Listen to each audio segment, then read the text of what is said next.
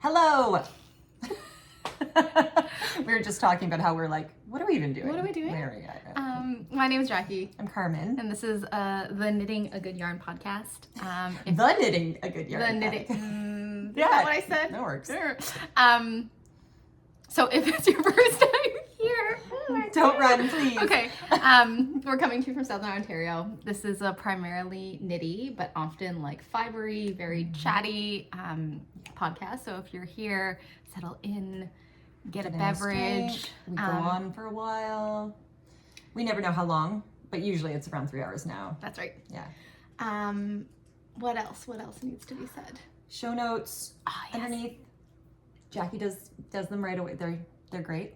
Usually within like 24 hours of like the web of the episode being posted, there'll be show notes. There'll also be chapters, so you have places to stop and start. If there's stuff missing from the show notes that you want to hear about, just leave us a comment, and then I'll do my best to sort of update things. If it's your first time here, these are the things that you need to know, but you especially need to know that we are a one-shot podcast, which means that we just sit in Carmen's kitchen and we and then after the fact realize like, oh, there were a whole bunch of things that we needed to say or missed, and so those will show up in the show notes. And also you also are so helpful in sort of pointing out, you know, like you forgot the designer name. That's like but we'll get there. So yeah. And Jackie makes little chapters so you can stop and start and come back, because, you know, it's a long thing. I mean, we know some of you are like go the whole time through, which is awesome. But others may not have 3 hours to just sit in it and watch us. So I thought you can come back. Yeah. You know, it's all good. So this is our it's our regularly scheduled podcast. We have a bunch of FOs to show, but this is our post Rhinebeck episode. Rhinebeck. We almost were going to film at Rhinebeck because we stayed one more day. So I'm sure everybody knows what Rhinebeck is, but you know, New York Sheep and Wool Festival. It's kind of, you know, a big knitting event.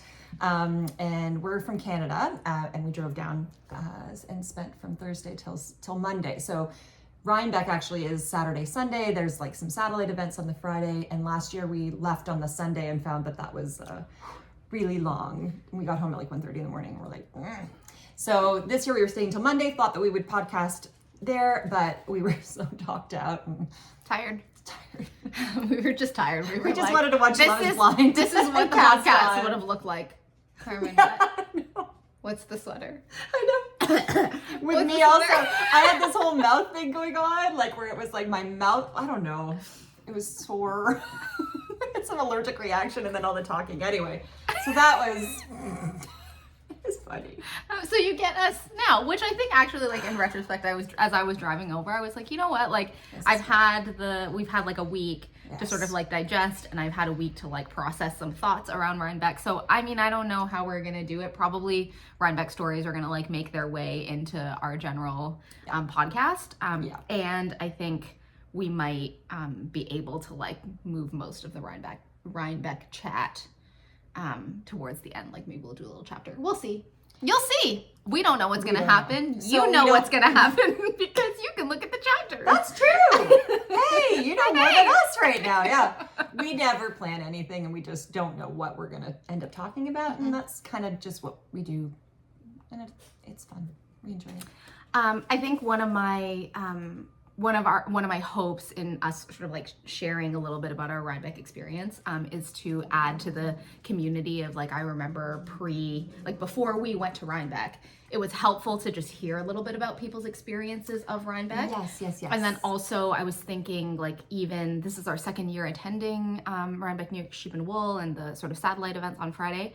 And for me, it was helpful to sort of hear from other people about like what their plans were and like what they were thinking. And that definitely like influenced my experience. So that's like, we probably won't do, you know, some people have like, they do vlogs and they'll show you like that's not going to happen. No. But I think the intention is for us to just share some of the things that were helpful for us maybe, and a little bit about, in case you're wondering about the experience. Thinking about the experience. So that's sort of our, that's my intention in sharing Rhinebeck. And also sharing our joy around the experience. It was fun. So that you It get was a so little fun. bit of that and too. all of the wonderful people that we got to see in person. Okay, so I really want to start with this. Well, I was just gonna say, I feel like we always start with me. Okay. That's not fair. Do we always start with you? I don't know. I feel like it. Maybe because I'm always the one that's the hottest. Yes, well that is. I am already. That is a puppy. Oh, and we have pups. Pizza. I have 2 dogs. One of them is not doing anything and won't be causing any problem unless the doorbell rings. The other one just, I don't know. We love pizza. Yeah, Pizza's a good baby. We're not sure if pizza loves me. For some reason, it's hard for him to settle When I'm around. Jackie. A year and Sometimes a I half turn the later. podcast on because I love to just watch the podcast even after. And Pizza will start like he hears us and he goes and starts to get like ready to bark. It's so funny. Well, you can't see, but I'm having a pizza snuggle moment, so I apologize. I'm trying to We make have to good. take it while you can. Gotta take it while it's happening. I'm gonna make pizza. Aw. Yeah. So Okay. this is you finished it. So just I to did recap. finish it. Yes, Okay, so we are starting with me. we're starting. Okay, all right. Oh, okay. Pete. Do you want to start with me? Start now? with Yes. Okay. So I have talked about this a bit. I think over the past even maybe 2 episodes because this took a bit of time. It took a bit of time, but look at it. I mean, look at it. I'm very, very, very happy now that it's done. This is my Thistle Thorn pullover by Lavanya, Patricella. Oh my God, Carmen. I mean, this fit. Like, look at this fit. I love it. I love it.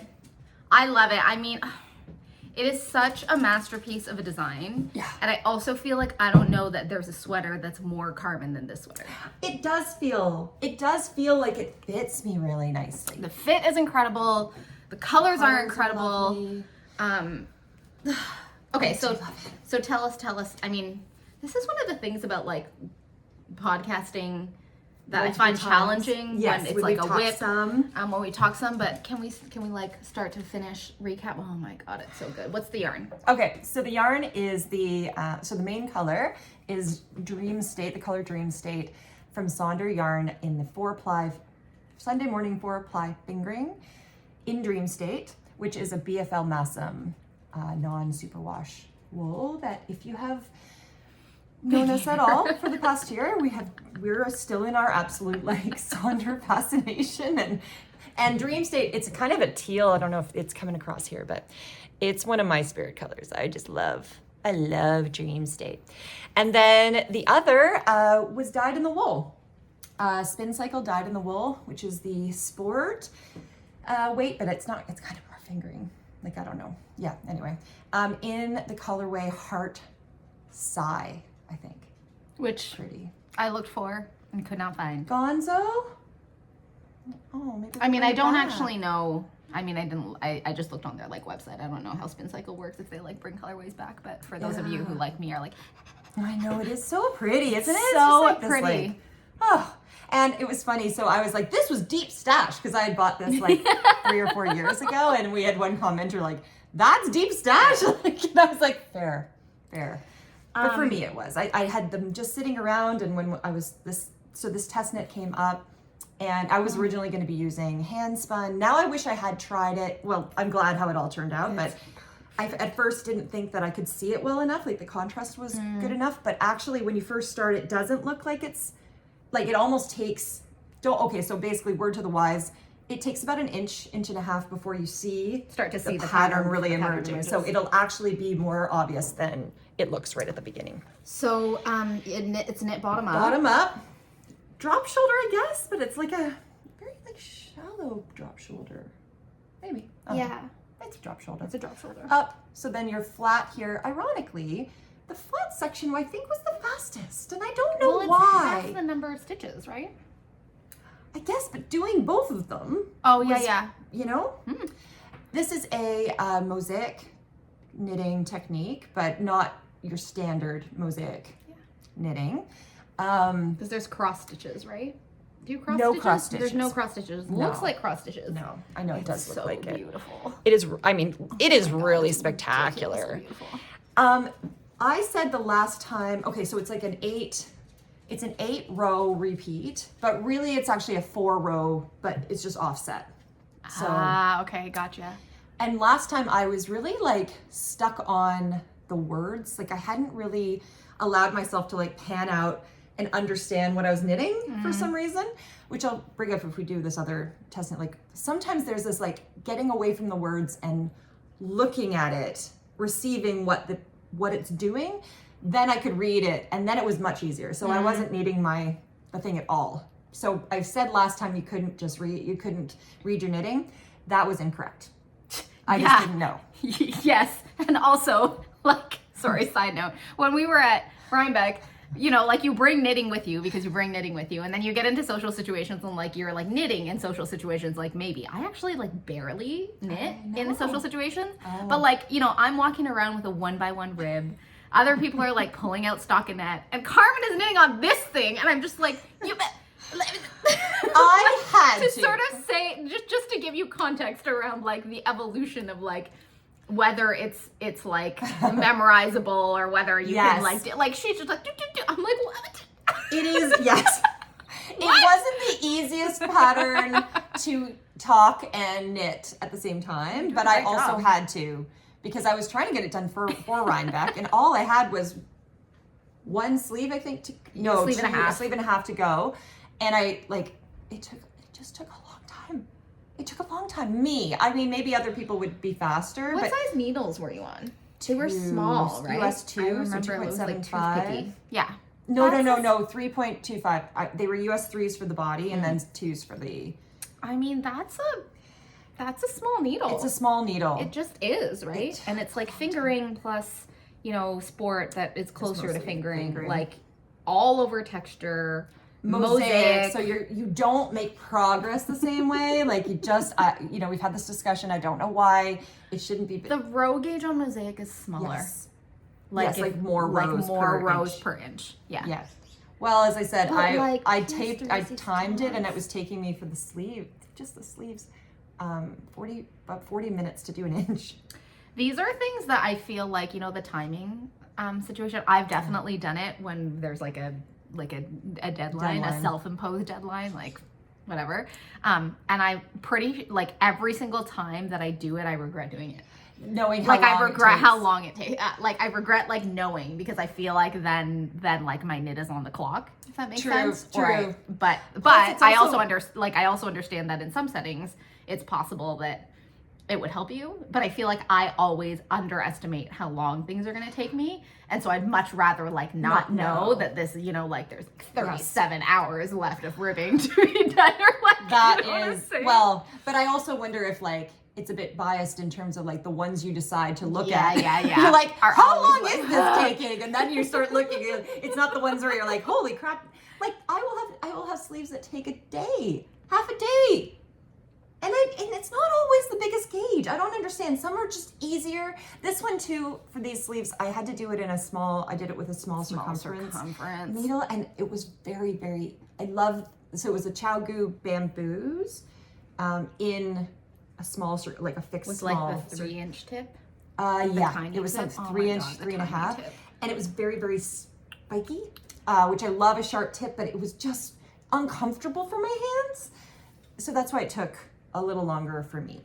But now that it's done, look how beautiful. It's so beautiful. I also want to sort of take a moment to like the color placement. I don't know if you did this on purpose, or if it just like happened this way. Just the way that like the color changes came out, like this panel through the top is so stunning that like you sort of really had the gradient there. I really was very because happy. It's like flat, so your stripe width is going to be different than when you're like doing it in the round, but it's so perfect. It's so perfect. And when you work with Spincycle, it actually like each skein is very different because they have such long repeats.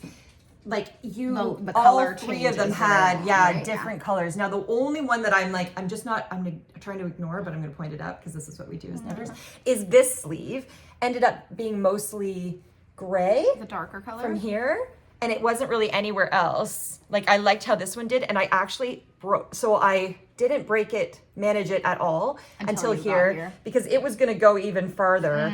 And I was like, I need some pink. So then I went back to the pink and then it came back around and there's a bit more of the gray.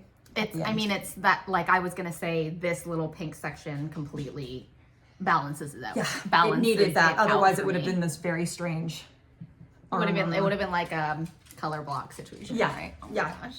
But it's so pretty. Good. It took, so I knit the size 3, which is 36-inch bust. It's pretty like negative ease. It's negative. This will be negative ease for me. Yeah. I did think it was going to stretch out a bit more than it. I didn't try to stretch it out in the blocking. But no, I just like it. I love it. I think it's different. It's different from the sample. Yes, the hers sample is a little bit more, got a little bit more positive, but not by much. Not by much. Did she even put it on here? No. Yeah. So, and then I knit actually size 2 sleeves. Oh, okay. To do a tight sleeve. Yeah. Which is a silhouette that you like. I like a tighter sleeve, and so then did you just pick up fewer? Did you just pick up fewer stitches around here? Yes. You could never. But also, I would say I wasn't doing it on purpose. Even as I was picking it up, that felt like the right ratio. And then I counted it, and I was like, oh, it's the size 2, and I'm like, that's going to be good. I like that approach to picking up. Yeah. Like sleeve stitches, or like just picking up stitches. Like along a cast on edge or whatever the case is. I feel like there is, like, it's really helpful, of course, to have a sense of like numbers, right? In terms of like, okay, like how many are you picking up, like 4 out of 7? Are you picking up like 1 to 1? That's really helpful. And I also feel like over the years, like you kind of develop a knitter sense of like, you know, depending on what the cast on edge is, like what feels like the right like ratio, that it's like as you're picking it up.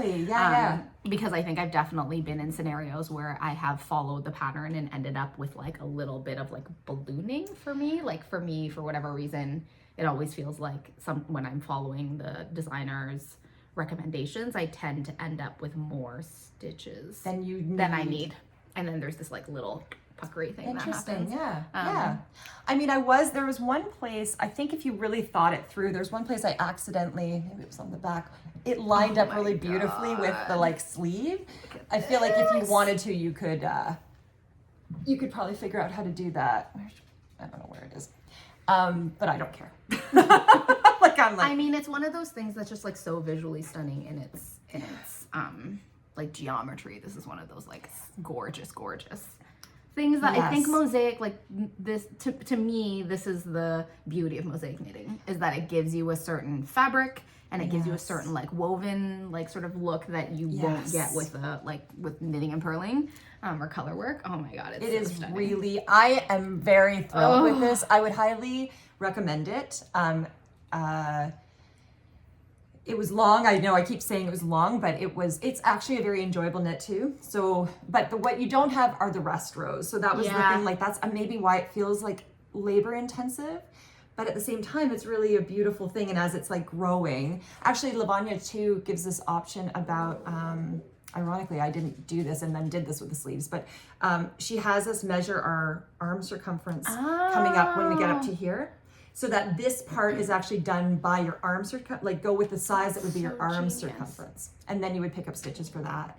I expect that's part of the fit.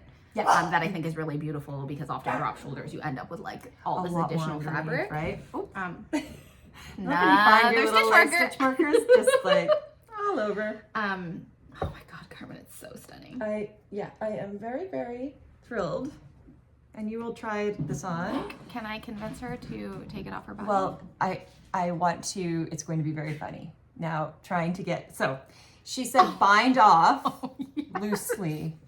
And when I was binding this off, I was also like rushed, because I really wanted to get this done for Rhinebeck, and I didn't bind it off as loose as I probably should have, as you'll see. But I need to leave it because I really like this neckline. Like, I don't want it to be, I'm dying. Because Carmen tried it on at Rhinebeck, and at the time, pre-blocking, I was like, I'm not sure this is getting off your head. It's pretty much the same. It's a little bit better. Okay, here we go.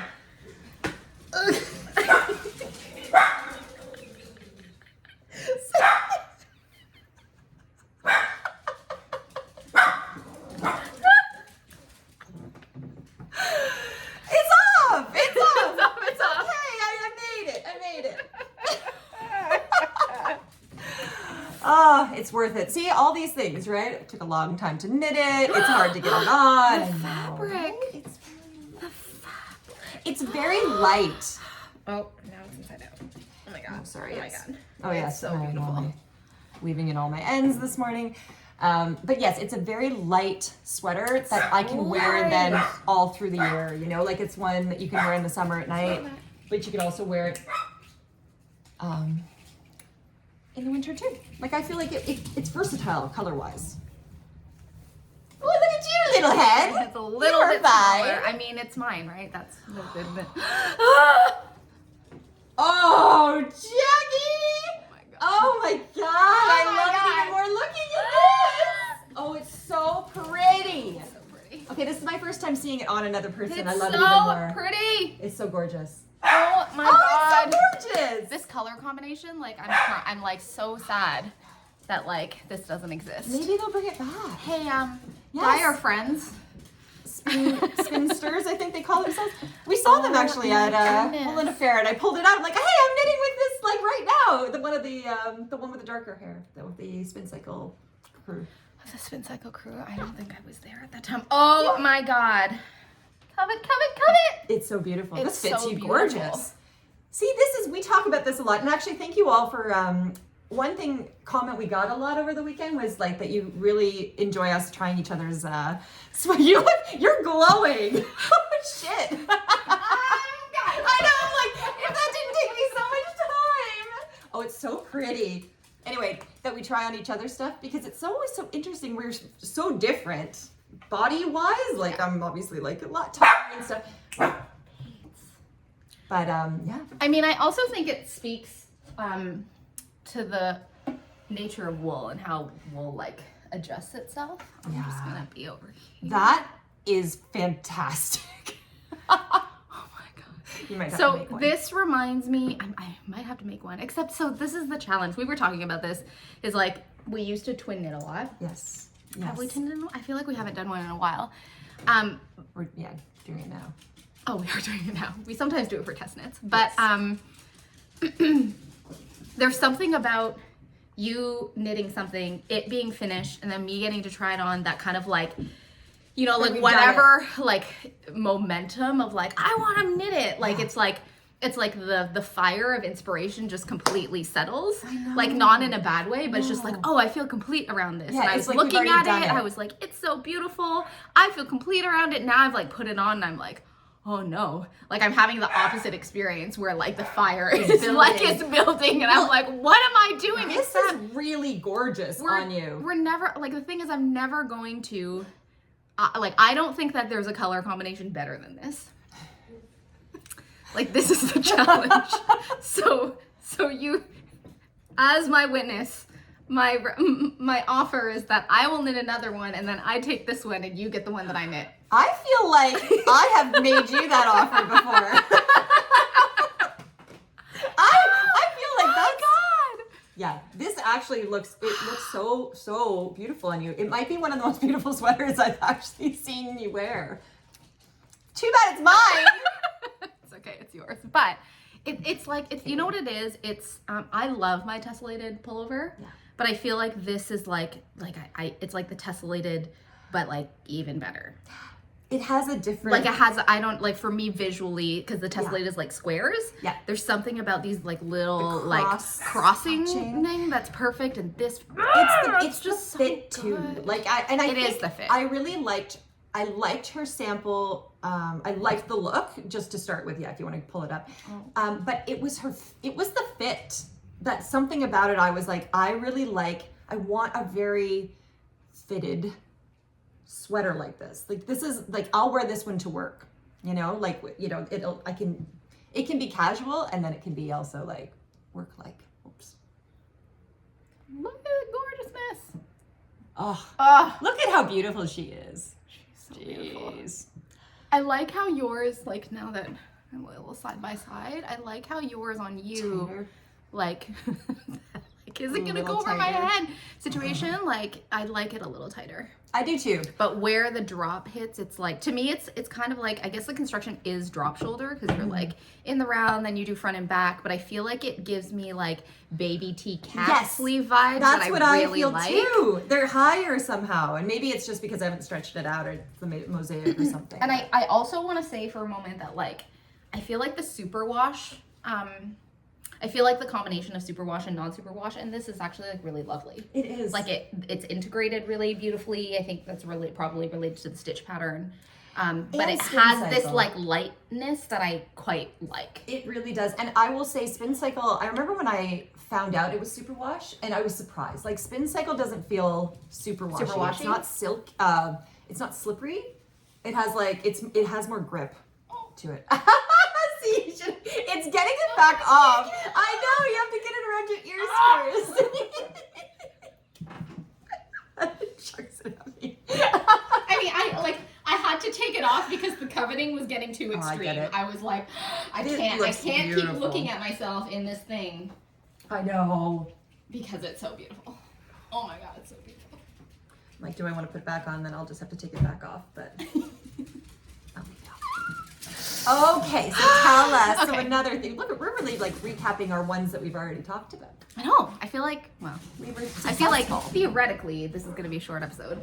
Because everything's been talked about. But okay, so if you've been here, you will recognize this as the Astrid by Junko Okamoto. The last episode I had done up to the sleeves, and I'm like so grateful for all of you. I'm so grateful with this community for like all of your input in terms of like what I should do and like suggestions and like there's something about, at least for me, like that like discussion that helps me to discern what it is that I actually want. Yes. Because I think like deep inside, like for all of us as knitters, like deep inside the answer is already there. Yes. But sometimes it's like challenging to access, to really know like what is it that I actually want yes. and know that I want. Yes. You know what I'm saying? And like you it's know like you have to articulate, like it's not been articulated yet. Sorry, yes. You were saying. No, and I actually interrupted you. But you know it sometimes by others suggesting something that you might not know what it is, but you can know what it isn't. So sometimes like if somebody suggests, you're like, oh, I like that, but no, I don't know, you know, and then that leads you to the place. Yeah, to the place. So thank you to all of you. It's Jackie. Okay. Okay, starting from the beginning, this is knit in Sonder yarn, Sunday morning 4-ply as the in the main color, in the color called Sanctuary. Oh no, I'll put it in the show notes. That was on the ecru, was on a base that is not currently available. That said, there's a very, very similar color match in the regular, like the non-ecru line. Sheets, is that the one that is? Oh. In any case, so yes, the 4-ply as the main color, and then the contrast color I did in Sonder yarn Halo, which is their mohair held double, with the exception of this one of the colors I did in the Sunday morning 4-ply, just because I had it. I feel like Colorwork with mohair as the contrast, held double as the contrast color, might be my like forever Colorwork. It is really beautiful. Thing. It was the balls. So the balls are okay because this pattern because you pull from you make a cake and pull from the middle. Yeah, that's right. Gotcha. So I'll include the colors down below. But First Light, Elemental, Window Shopping, and this Lavender Delilah, which might be my favorite color of all time. The fabric that this creates is like so lovely. The entire knit weighs, it weighs 278 grams, and like just over 200 of that is the main color. So I feel like this is a great pattern that you can use like leftover mohair for, because it was like 78 grams of mohair, except I had all different colors. Yes. Is in the original pattern, is it this many colors, or did you kind of play with this? It's this many colors in the pattern. It's so pretty. I love the little tips. I love how you chose the thing to like the purple into the lavender. Like, even though that's not even purple, right? Because it's like gray. Elemental is gray, but it looks purple here. And just the little tips are like purpley. Little purple bits. Little lavender. I really like how you did it. This is so Thank you. I'm also wearing it backwards as I'm like, oh, look at my color work. I'm like, oh, there's a jog. So there are a couple things that I did with this pattern that I'll talk through that are a little bit like modifications. One was an accident, as you can see. It's knit in the round, and so there's a jog, and the jog in the like where the beginning of round is, like here. What the designer has it sort of not in the middle of the back. However, I did not pay attention and didn't really follow the short rows properly, so it's right in the middle, but maybe you won't notice. Okay, here we go. I was like, it's riding. So there are some short rows in the back. Oh yes. Which you can see. What did I change? Okay, so I did do one thing with the motif, which is that I did flip. So there's like this motif that has like the X's and the diamonds, and I did flip the colors of it between so there's this motif and this motif, and these two I flipped some of the color choices, so it's like the same inside because it's light inside to dark, and here I went the other way around, and like I flipped it. Should be both consistent. Yes, it should be consistent in terms of that, and I flipped it mostly because the way that I knit it, I was like, I don't know if I'm getting enough contrast to kind of see. If you look at the original pattern, I mean the sample is like stunning. This has been on my list forever and ever, but I will have to say I have to credit Amy Palco, who knit this, I don't know, like a couple of years ago. And her version, I was like, okay, I loved the Astrid. I always wanted to knit it, but there was something about her version that was like so exceptionally stunning. And what it was for me visually is that like these motifs, they're in a dark yarn. It's kind of like it shows up in a dark, whereas in the pattern, I think it's flipped, where like this large motif is light, is light, like it's reversed, so the middle will be dark. Yeah, like the middle will be dark, like the Gotcha. dark. It's a pretty low contrast in any case. It's so funny how those like little tweaks make such a huge difference. Absolutely. And so when I was like conceiving of this and I knew I wanted to knit it, I knew like it was very clear to me that I wanted this first light as these little like swoopies, and then I needed something dark to go in the middle, and then everything sort of fell into place from stash. So the modifications that I made were those pieces. I stopped doing the increases at a certain point because it was getting larger and larger.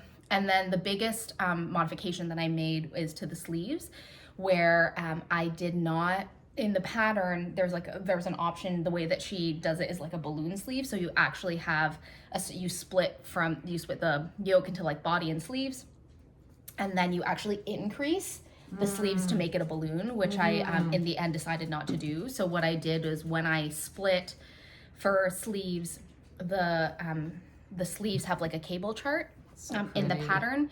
And there's like 3 cable charts which reflect like which have bigger size because it's a balloon. What she has is she has you increase and then you like decrease 3 times.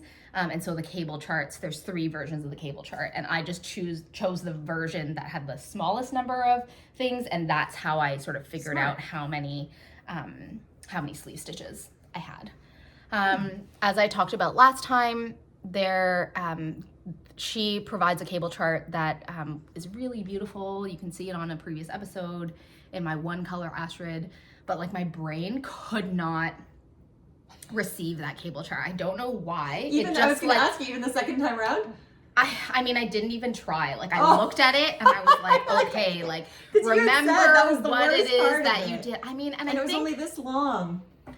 There's something about, I couldn't read it. Like, I could not read the knitting. Yeah. So what I did was I subbed out, I like made my own little cable chart that was like symmetrical, and I was like, hey, there's like diamonds here, so I just need to make like a diamond chart, and this I could read, so it was really manageable. And the sleeves really did happen pretty quickly as a result of that. Because you said the last one was like, that was what took you so long, right? Yeah, like my brain just couldn't, it was like, I felt like I was like stitch by stitch. Yeah. And more than anything, I think it's the like knitting experience. We'll talk about this maybe a little bit, the knitting experience that you spoke about on your Thistle Thorn, where you're kind of like, you're knitting and you're like, do I have this correctly? Yes. And it's this like constant feeling of like low lying, like, yeah. am I doing it wrong? That I think for me is what made the sleeves on my original Astrid so uncomfortable. Yes. Because like the whole time I was like, am I doing it wrong? And the fact of the matter is I only tinked back maybe like 3 or 4 times. But you were just... But like the whole time I was like, wondering... Is that right? Does that make sense? You, like, you don't have it here. I don't have it there. It is an odd...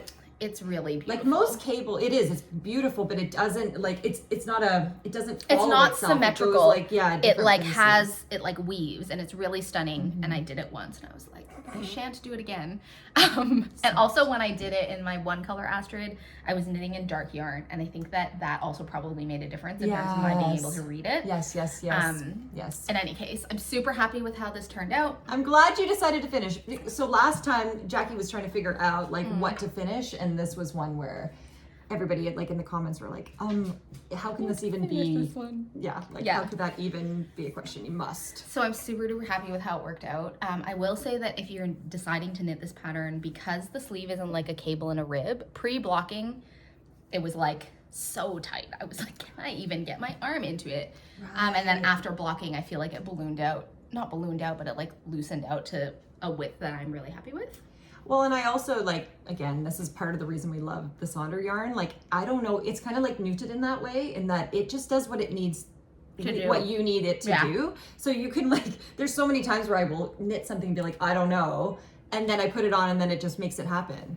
Like the stretch, just the like exact amount for my head. It's the drape. It's something about the drape and something about the like airiness. Sometimes it comes together when you need it to. That's where it's like, why? How does it know? Yeah, sometimes it relaxes. Sometimes it comes back. It's so good. It's what you need. Yeah, so I'm so happy with this. You should be. I love fantastic. It. I have to admit that I did not block the body because in the week pre Rhinebeck we had like a cold snap, and so I was like, I'm worried that if I try and block this, it's not going to dry. So I dipped the I did dip the sleeves in. So I blocked the sleeves, but I haven't blocked the body, and I just can't bear to block it right now because I just love it so much. Well, these are the things, we've had that discussion too, right? Like when blocking is supposed to make it better, and it may. I guess that's the hard part, is that this might be it's just going to be a fraction of how beautiful it could be. But if you're already so perfectly in love, why not? Like, why? I think there's some, so I did steam block it. What I'll say is I steam block it. I haven't done a wet block. And there is like a little bit of puckering, like a little bit. My colorwork tension is not perfect, but I think that if I wet blocked it would just like settle. But I wanted it. I wanted to wear it on the hill. Beautiful. I wore it on the hill. She sure did. I love it. Yay. I'm so happy. It is beautiful. What else did I want to say that was stats wise? So keep the yardage. So because this is a 50-inch bust circumference, which is quite large for me, but I feel like it works in like a swancho-y kind of way. Beautiful. Yeah. I split for sleeves earlier than indicated in the pattern because it was getting, like the yoke was getting really deep. It already is quite deep from your armpit. So that would be, is it meant to be that, like in the, in her sample, is it quite a large? I think so.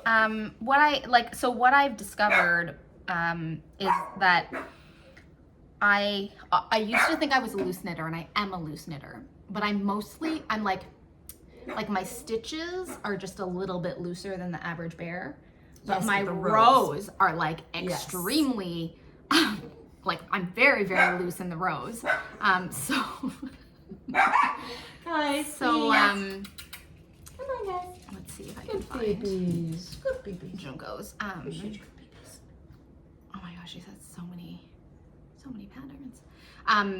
So I think my stitch gauge was a little bit larger than pattern, and then my row gauge was significantly more, and so it was quite deep for me already. I knew at this point, I was like, oh dang, I really need to.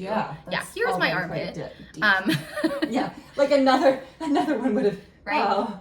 So, because my row gauge was different, you'll also notice that I don't have nearly as many. I didn't repeat the motif as many times in order for it to be the length that I wanted. Oh, thank you. So yeah, there's the Astrid. I'm very happy with it. Carmen, do you want to try it on? Of course. I did try it on before. Did you try it on? Yes, the last time, but I didn't get it with the sleeves. Oops. See, it's interesting. I guess it's just fit-wise, right? That doesn't look too... I guess we can't see it. Deep, like her... In terms of the yoke. Yeah. I guess it depends on each person. Oh, it's so pretty.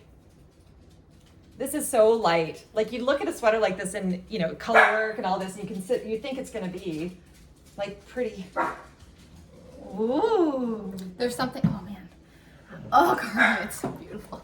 Like, there's something about the shape of it, the fabric of it, the lightness of it. It is so that pretty. Is just like, it feels fun, and it feels like...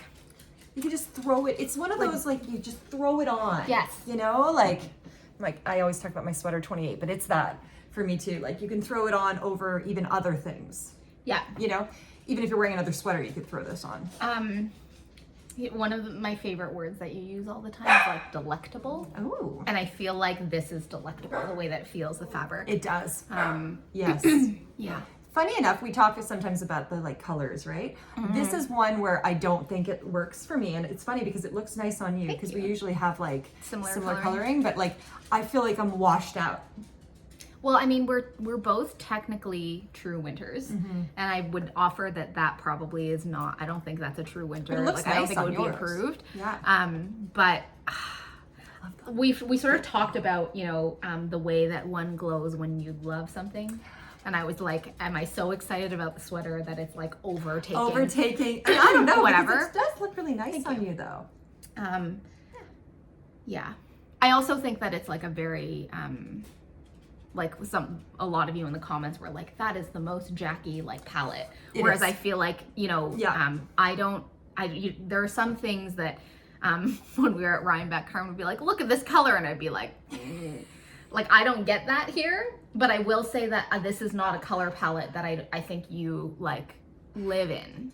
I don't. That's true. Even like though I love it. Like, it's just not like Carmen colors. And I wonder whether the way that you feel about it and how you look is related to like, I'm not accustomed to myself in this color palette. Or is it the opposite, that I don't wear these kind of colors, or I'm not drawn to them because they don't look good. They don't look good. But it doesn't really matter. See, the actual like, it is gorgeous, and it like what I love is that, like just this. I talk about like it's like necklaces. Like a round yoke makes such beautiful like necklaces. Yeah, it's very flattering. Pretty and so light. I think it's pretty on you. I think you did a great job. I love the sleeves. I'm glad that you cabled them, because there was some discussion last time. Do you just just doing stockinette? And that's where, you know, the ability to look at other people's versions is helpful, because there were folks who stockinetted it. Yes. And I was like, I want the texture. Like, I want the texture. There is, because it's surprising. Like, you're not. I think we kind of have. There's certain maybe what's the word I'm looking for, like types of sweaters. Like, so if you start to see this, you have an idea of how this will end, because most of the time you're going to just have more, if you're not having plain sleeves, you're going to color work on your sleeves, because you've kind of already done this. So to have like just a sudden like cable masterpiece right at the end. Yeah. And so this was smart. Like, these cables were very friendly. The ones you like did. The ones that I did. Yeah. You can tell they were very friendly. Beautiful. Yeah. Bravo. Thank you. Bravo. Thank you to all of you for being a part of this knit and helping me to decide that it needed to happen. And it did. We both finished. Those were FOs, or whips. Whips that are now foes. You know, these difficult words. Not that we've been doing this for any particular length. Beauty. Okay. All right. Which one should I do next? Do that one. This one? No, this one. Yeah. Okay. If you remember, back probably from August August or so. That's when I started talking about the test knits again. Remember I said I got pulled into a test knit. I hadn't been test knitting for a while, and then I saw this particular thing, and I did it, and then that was the deluge of test knits. Like now I'm doing another one too. Jackie and I will talk about. But I was not able to talk about what it was because it was a secret test knit. It was a secret, like a secret? Yeah. Like when we signed up, like she was like, how did you like, was it a designer that you've worked with before? Like how does a secret test knit happen? I know. I was on. Okay, so it is a test knit from Veronika Lindberg, who's Kutovakika. Oh my gosh. And I have been knitting her patterns. I just kind of discovered her. Like she's been around for a long time, but I somehow like didn't, and that like I didn't know her, and then I got interested in her podcast. Like she has this beautiful YouTube channel. She's adorable. She makes beautiful patterns, and so I think maybe on her YouTube she had said if you like my test knitting, I contact you can join a test knit thing. So I immediately joined that, and then there were probably I think 3 test knits that I applied for that I didn't get chosen for, and I was like. But then I was chosen for this one. You're like test knit extraordinaire. Well, maybe she has lots of options. She probably does have lots of people. Yeah. Plus, I hadn't I've been a little lax on my Ravelry. I gotta update all these. Anyway, so what this is from. So the reason I can now talk about it is because it was the reason we couldn't talk about it was part of a book that she was making, and that book is available for pre-order now through Lina. And so this was one of the knits. Beautiful basic. And I made this in the summer, and it's just a beautiful, perfect take. What I've learned vicariously through you knitting her patterns is the way she shapes an arm Sigh. Is that what it is? The way she does this is just it's so good. Oh, Carmen, it's the perfect neutral, delicious. Right? Okay, yarn. It moves so lovely. It does. So I knit it in the yarn that she made it in, and this is Sandnes yarn, Mandarin Petit, which is 100% cotton. Double? Did you hold it double? Okay, I was like, what? Yes. Held double. This gauge is 15.5 stitches. Whip it out. This was donezo. This was the funniest thing was I was done and then I couldn't talk about it. I couldn't wear it. Well, I wore it, but I couldn't do pics and stuff. Good. Isn't this so pretty? It's so pretty. I love it. It took this color is we're gonna need to get at we collectively are gonna need to get this color number, right? Because it's the perfect taupe. It really is. And just saw your face oh. I can find it. Yeah, it exists. We'll find it. Show notes. It's not this. It'll be in the show but notes. I remember when I was thinking about it, there are a lot of patterns for this Mandarin Petite. And or Petite, I guess. And cotton is not cotton is a thing for me. I have knit with cotton before and not enjoyed it. Yeah. I don't like things that don't stretch. I don't like sometimes it's crunchy. Not liking it. I enjoyed this. Did you? Yeah. Feel. Do you think that it was because you? Oh, it is really soft. And it doesn't have it. It stretches somehow. I didn't notice. Yeah. Because I didn't notice. Sometimes with other cotton, you stick your needle in and there's no give. Yeah. You're ugh. It doesn't meet you. Yeah. So it's this folded over collar. This was bottom up, I think. It was back this is what August. happens when we can't talk about right after it's done, right? It's just I forget. I literally this morning was what did I knit that in? Ravelry would be good for this. I did. Neither you nor I do this particularly well, but I'm this is why people use Ravelry. Well, yes. As they're knitting. That's the thing. You have to do it along the way. I have some notes for my test knit, which I could find. But anyway, I actually bought some extra of this to make more tanks. Guys, please. Come here. Yeah. How much did it take? Okay, so I think I knit a size 2. Pretty sure. And it's 199 grams. Isn't that funny though? So your Astrid is 270 or something? Yeah, something like that. 75 grams more than this.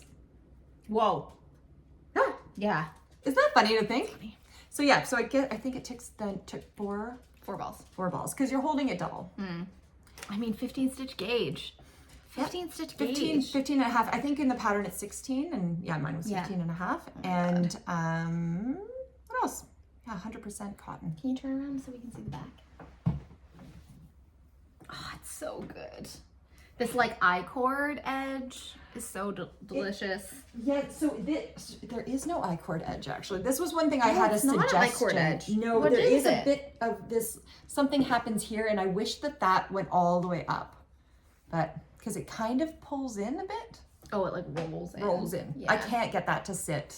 That's not an apply. Like, don't really. No, it just rolls in. That was it. Like you kind of just end it. It's a 1 stitch I-cord, right? No. Don't you slip? I feel like I'm looking at slip stitches. Oh, maybe it's. No. Oh no. It wouldn't be a slip, like no I-cord. Like it's not like it's it comes back around. I think we might have. Like, you know how you can do a 1 inch? That's what I'm saying. Like one stitch I-cord, which I think, you know, I did for one of the half and half triangles wraps, is where you like on one end you knit it, and then on the other end you slip it. Hey. I mean, it's like a baby. It's like, that's why I'm saying it's like a baby. But this one looks like there's this more. had more. Yeah, this had more, that's but like it wasn't. 2, 3 it wasn't an I-cord though. I don't know how to say this. I don't know what it was. I think we're both saying the same thing. I think so too. Yeah. Like, it's not an applied I-cord. It's happening as you knit it. Yes, and you're just... And what you're doing is you're knitting on one side, and then you're slipping on, like, you knit the right side and you slip the wrong side, which gives you an I-cord, but it's not like a traditional I-cord, which is often applied, where you like are picking up along an edge. Kind of like I think of it as an integrated I-cord. Yeah. I'm correct. Pretty sure that's what it looks like. Right. Yes. Oh, it's which is such a nice edging. Yeah. Like, that's one of the things that I noticed immediately about the design. I think it's just oh my god, it's so good. It's the perfect neutral taupe. I know. I feel like it goes with everything. It does. Like, I'm wearing it with like a rust. Yeah. You could wear it, you know, like it's so good. Anything. Pretty. It's funny. It's like, I don't know how much else to say, because it's like her book. Check it out. Like, it's beautiful. So excited. There were so many patterns on there that I was like, oh, I'll test knit this. I didn't realize that it was available for pre-order, because I've definitely been like eyeing it. And there are all the Ravelry. What is it? It's called Knits to Wear. Thank you. Effortless Patterns by Kutovakika. Kutovakika, she says. Oh my god, it's so beautiful. So many beautiful patterns. Yeah. She has such cool style, you know? Oh. Anyway, you guys can look it up. We'll link it below. Yeah. Really just pretty. So pretty. And I mean, I think it's one of those things that the complex knits are beautiful, and there's, you know, like more to say about them in terms of process. That said, it is these basics that I think don't get enough. Like, oh my god. That really don't get enough, like, I don't know, accolades. Yeah. But there's like less to say about it, but oh my god. But what's funny is that I have worn it. Like, it's like sometimes I'm like, this has filled a gap in my wardrobe that I didn't even know I had. I find it very elegant. It is. And it's like, it is. Like, the shaping is elegant, and it's one of those things that it's like good basics are hard to design. Yes. And they don't speak loudly in their, you know what I'm saying? Like, like one could say like a tank top is a tank top is a tank top. It's not. It's not. Right? It's not. Like, it's these shaping details. Yes. Oh my god, it's so good. It's like the, so cute, my totally tubular turtle tank. Yeah. I think I got that right by Park and Knit. You're actually, it's just, it's basic, really but it's nice. So beautiful. Isn't it? Yeah. So I'm gonna knit more with Mandarin Petit. Love. Beautiful. Love. Ah. So thank you, Veronika and Lindberg, for letting me test knit this. And I kept your secret. I did it. It was hard one. It was hard. I'm gonna put this back on. Hey, babies. You're good babies. Carmen, what else do you have today? Oh, me? Again, you? Don't you want to do yours? Or Yeah, you want me to? I'm just... I have just this, and then if we then talk the about the test. test. Okay. I actually am glad that I was able to even talk about this one, because it could have easily just been the Thistle Thorn that I got done. Look Okay. at this. So, I mean... Whips this off. Whips it off. So this is the... this was one of the contenders I talked about last time to knit the Seaton out of this just like delightful, incredible, amazing book. Aran by Marie Wallin. Incredible. There were a couple, I was totally influenced by some lovely ladies, Cheryl and Gazelle. Hi guys. And then our friend Lily from Curatorial Knits, they all were knitting this, and I just got totally knitfluenced and was totally like, I need to knit this knit. I must knit this knit. And I also hadn't had knitted in on the needles. Like I was like in a knitted in like gap, and I was like, I need some knitted in. I need some color work. Yeah. Because the color work on this was already done. It was like just cables, and I was like, I need some color work. And so. And if you remember, like those who are taking very good notes will know that last episode you were using a very different. You were going to make this, but it was with a very different color palette. Color palette with different yarn. So I love that color palette, and I still am going to work with that color palette, but I started to swatch with it and I couldn't get the gauge. So, I mean, I think we talked about this last time. I sort of like continue to giggle about it. Whoa, because when you say, when one thinks like, oh, it's an Aran weight sweater, like what gauge do you think it is? Because this Aran weight sweater is, in the pattern, it's like 22 by 22, and mine ended up being like 20 by 20. It's very beautiful. But I couldn't get gauge with the yarn that I showed last time, held double, and I also, the yarn was so delicious as like in its fingering state that I like, as I was knitting it double, I was like, I don't think that I'm honoring the yarn, so I need to step away. But I have like a giant stash of knitted in. I was like, okay, here we go. So this is my version of it. It's incredible. Thank you. Take us through. So that's a lot of colors to choose. It's a lot of colors. So how did you do this? I had so it is like modeled on this, on these colors. Let me see if I can find the like big. Here we go. Is this a better picture? I don't know. Oh my god, like this whole book is like absolutely stunning. So I modeled it after the colors that were in pattern, but with knitted in and with me, I'm like, I'm just gonna mute everything down. Right. So how it actually worked was I went through my stash and I pulled out, it was actually hysterical. I had like 2 baskets of like all of the blues and all of the pinks and all of the browns. And then I just kind of like went motif by motif. Oh. I mean, I would put the things together, right? Side by side, and be like, I don't know. And then I was doing a lot of like black and white photography to see if I had like enough contrast or not. You definitely want contrast here. And so I just sort of like went along and sort of did it. It's knit bottom up. And then so it's knit bottom up with steeks for the armholes, and then there's like a very small section, like the equivalent of it, like shoulder shaping or short rows that you're like knitting back and forth. Okay. So you put steeks in, you're like, basically you're knitting like an entire tube with steeks, you steek it, then you pick up the arms. And go down? And go down. Oh. Yes, I'm just pausing. Somebody was talking about. Well, Lily was asking. Was it Lily? Yeah. Who's also knitting this. She was asking. There are some patterns, Farrell patterns, where you're knitting the sleeve in the round. Yes. And then you like make a seam here. Yeah. I was like, not a chance that I'm gonna do that. And actually, that's not what it says to do in the pattern book, so I don't know where Lily got that. Because I watched that on her podcast, confused. and I was like, what? Like, I'm so confused. Anyways, okay, so things that I did with this pattern that I think were helpful. So one is like, it's an absolute joy to knit because you're just like switching from motif to motif.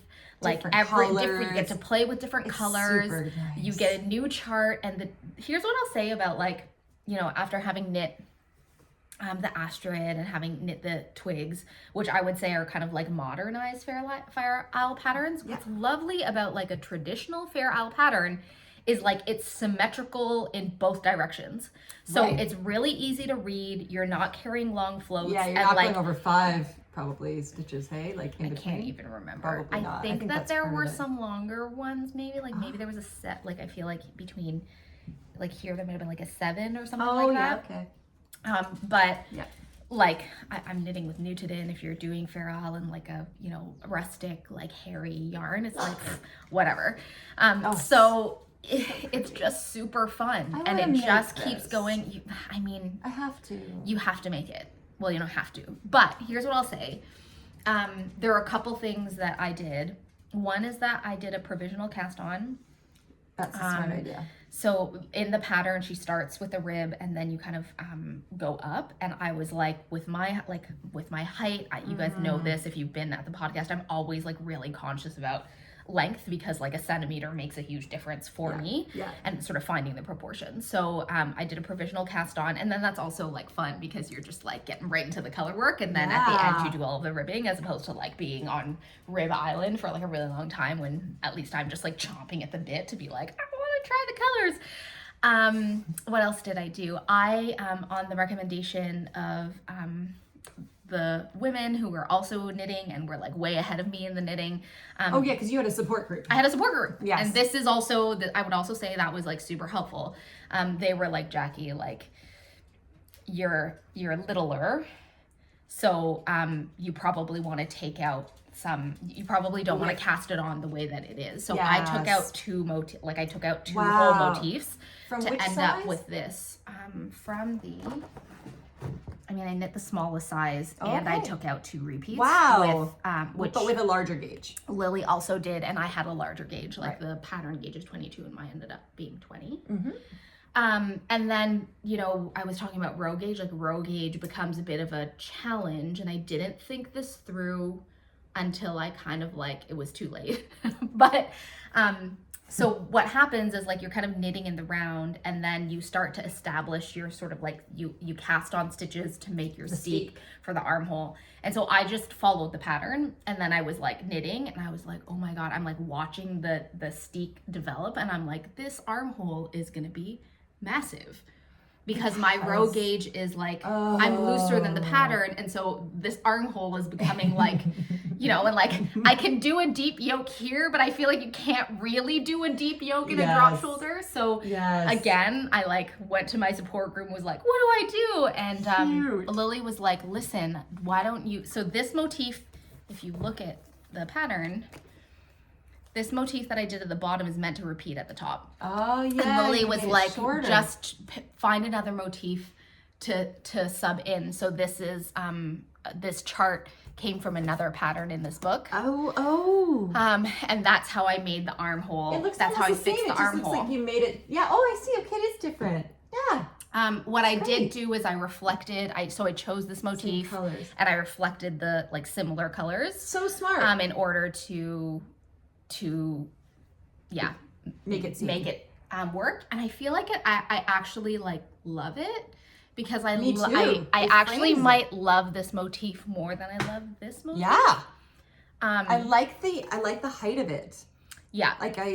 As you're saying, you needed that. I needed it to be sort of short. But so I did that. The other thing I'll say about this pattern is like if you decide that you want to knit this pattern and you get to the shoulders, message me. Because you know, this is the first time I've knit a Marie Wallin pattern. And it's incredible how concise her instructions are. But with the conciseness of the instructions, I was like, if I had never knit this kind of construction before, I would have been a little bit like confused. So again, like support group, it's definitely doable. I feel like for me, if there were like 3 more sentences, or if there was like a visual that sort of said, okay, like this is what you're doing, then it would have been super helpful. So if you decide to knit this pattern, which you should, because it's so fun, I feel like I might need to. that's the only piece where I was like, ruh-roh. Ruh-roh. Like, I was like, what's happening?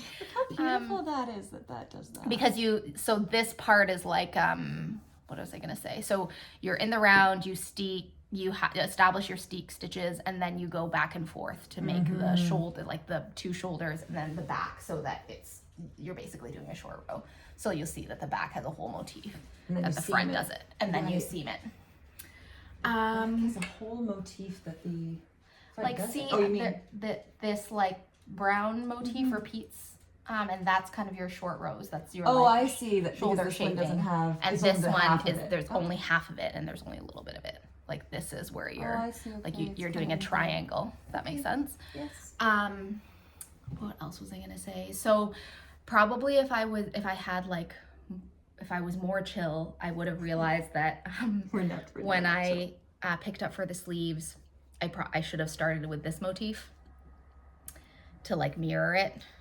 So like my sleeves are like flipped in the sense that like the sleeves are supposed to follow the body, like they kind of do, but I flipped the top and the bottom because I was just like overexcited. I see. That said, part of the reason that happened is because I was like this motif next to this motif, like how it lined up here, this is what I tried to line up, and I'm like, oh my god, they look so beautiful next to each other, and realized that I did the pattern wrong, because really like the top part should have been there, but I think it's fine. It's gorgeous. It's totally fine. Yeah. I mean, if you don't like it, you can do it again, and I'll take it. No. I can take this crappy garbage one. But I just, like it, for me, this is the sweater. And again, like, I feel like Newton always sort of rises to the top for me. Know. And it probably weighs what, like 150 or something? It weighs like 230. Okay. 230 in total with like all of these colors, but the way that this feels like Newton, I held all the Newton, most of it was held single strand, except for one of the this is Stardust, which is like an old colorway, which was way thinner than the other one, so I held it double. And so all the rest are newer? All the rest are like the newer, larger size? Some yes, some no. Okay. I would say like it's a pretty good, like this is a pretty good like mix of Newton over the ages, but you can't tell, and that's the thing about Newton. Our friends Gazelle and Cheryl and Lily were all like, oh my god, and weaving in the ends. I'm like, what ends? So that's another situation. Bonus. I did use a spun yarn to seam, just to make my life a little bit easier. Yeah. But otherwise, like, I'm so happy with it. It is so pretty. And yeah. How long did it take you to knit this? Like 2 weeks. Yeah.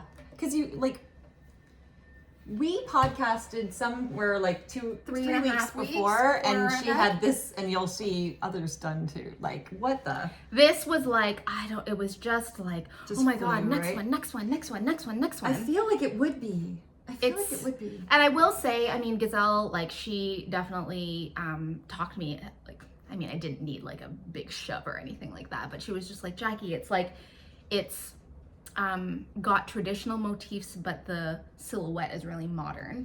And when Gazelle was like, modern silhouette, I was like, okay, that's it, because she just has such a, her and Cheryl are so stylish, and I was like, if they're calling it a modern silhouette and they're liking the way that it's coming out, then I'm gonna love it. And I do. That's it, right? I mean, I essentially bought that book for this sweater. There are so many gorgeous patterns in it that I will, I'm hoping to knit as well, but it's absolutely entirely worth it. I love that also. I really want to knit that one. I want this one. And then there's where's the cable one that has that one? Oh, look at it set. It's different. It's different. This is the one that I'm like, hyper fixated on as the next knit. Oh my god. There's so many patterns in this world. And It's so just many so good ones. hard. And I think, you know, this collection of patterns, it's super cohesive. Yes. But also like every single pattern has a different construction, and they're like unusual constructions. And so as a like investment piece in terms of like adding to your library, I was like, it's just such an easy buy.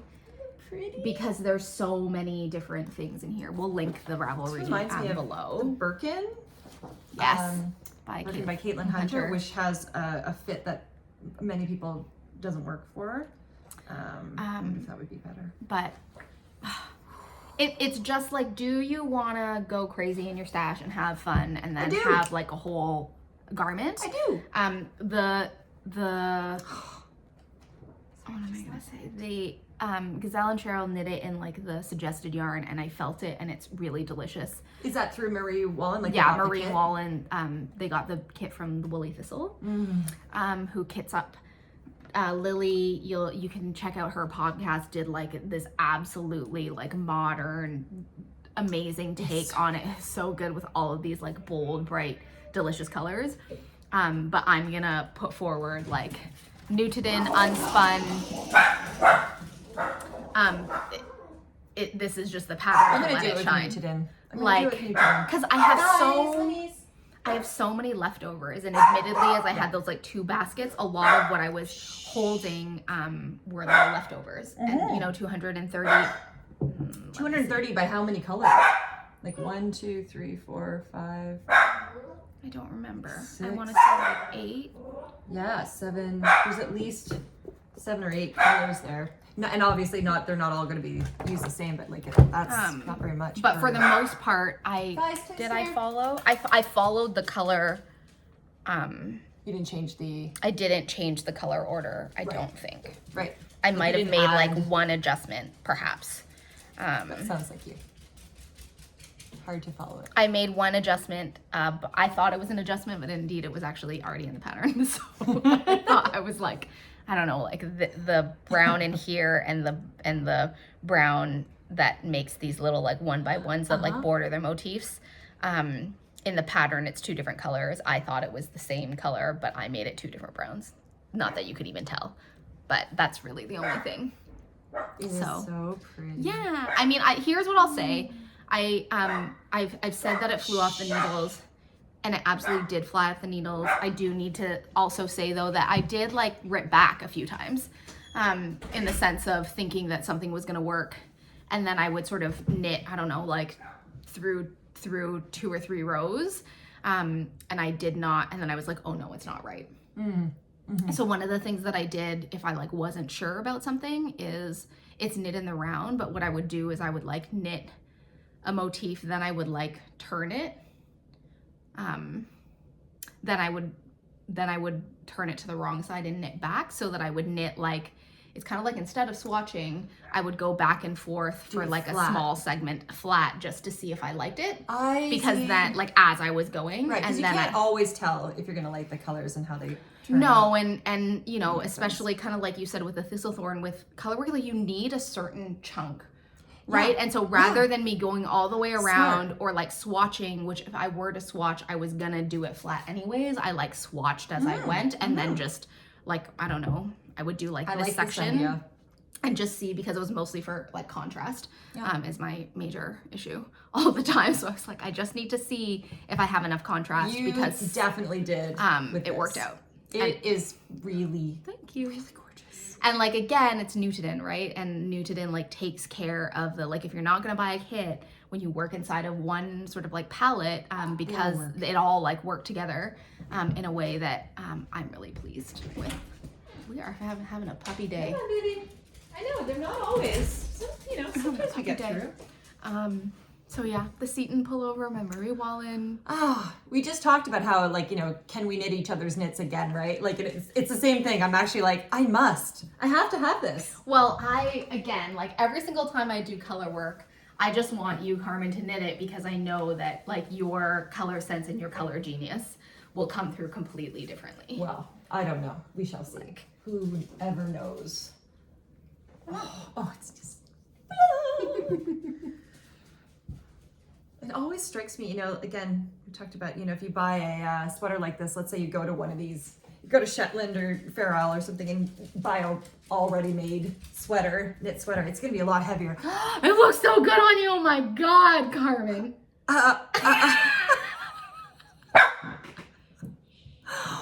Wow.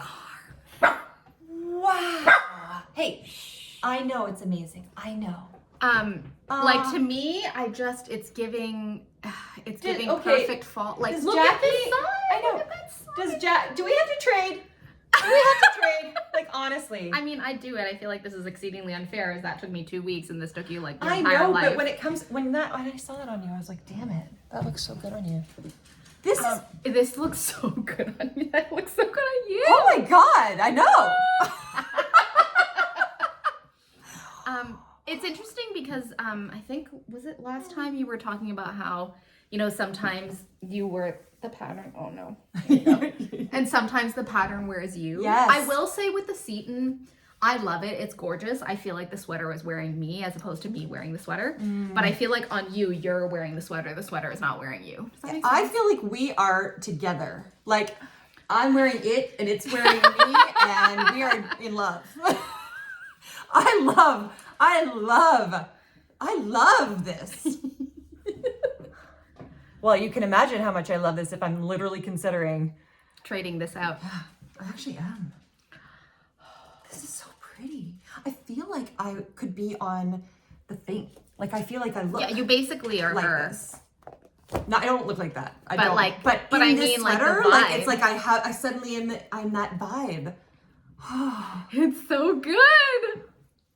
And like, knitting doesn't always go our way. Like, Yeah. When I got to the armhole, I was like panic and I was basically like, I guess this isn't getting done. I was gonna like put it away, but then I had my support group that were like, Jackie, like Yes. you can do this. Like Yes. there is a solution.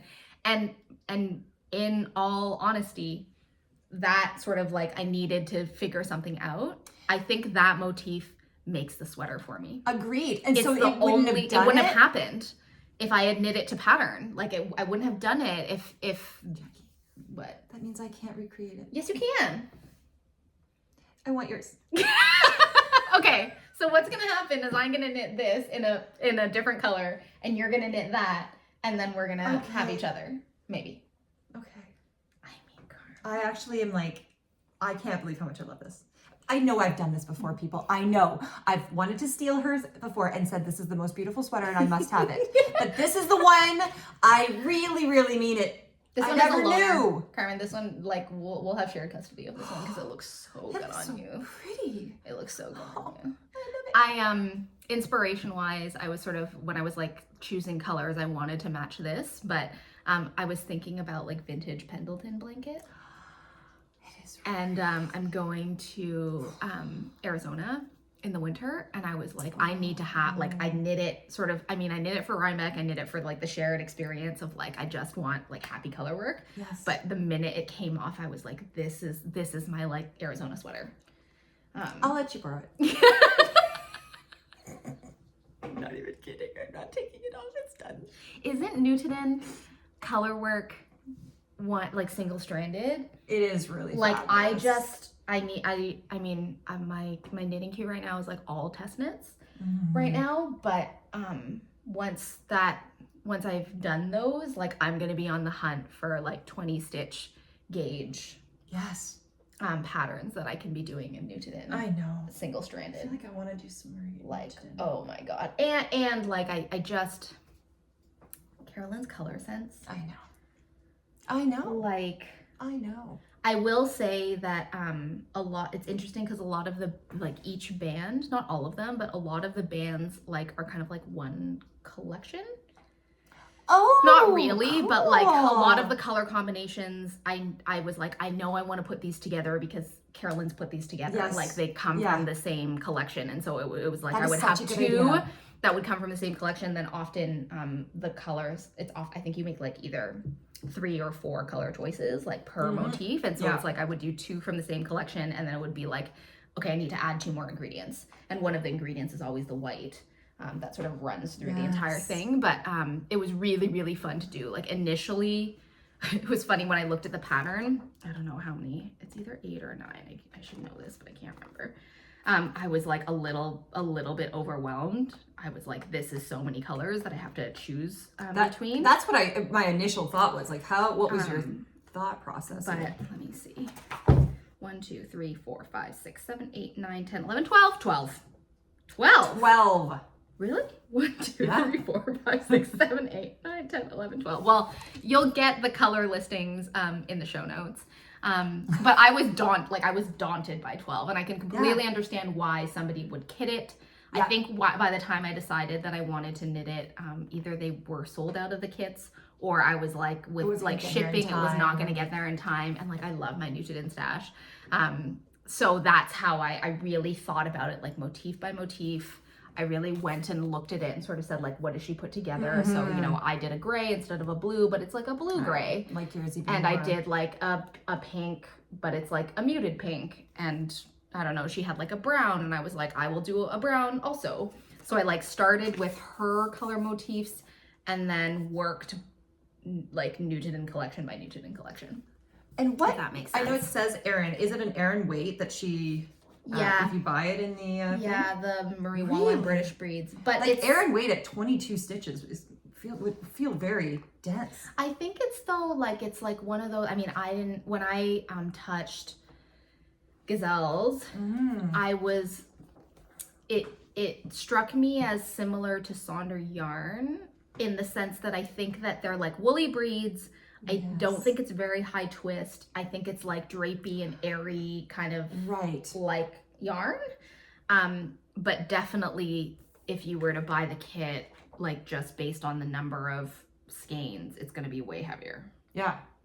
Because these are all, are they 50 20 grams? They're 50 grams. 50 grams. That's a lot. Yeah. So, you know, we love Colorwork here. I love Colorwork. I'm also really aware that in order for Colorwork to be viable for me to wear, not as a jacket, we have to find ways to like make it light, right? So mohair is one of the ways that we did it, like Newton and held single. And I'll be honest, when I was knitting it, if I hadn't worked with Newton and so much, when I was knitting it and I was like looking at the differences in terms of like the even as I'm like working the color work and I'm doing like one strand of one blend and one strand of another blend, I'm like, oh man, like one is super skinnier and one is airier. But it's however, I can't even tell.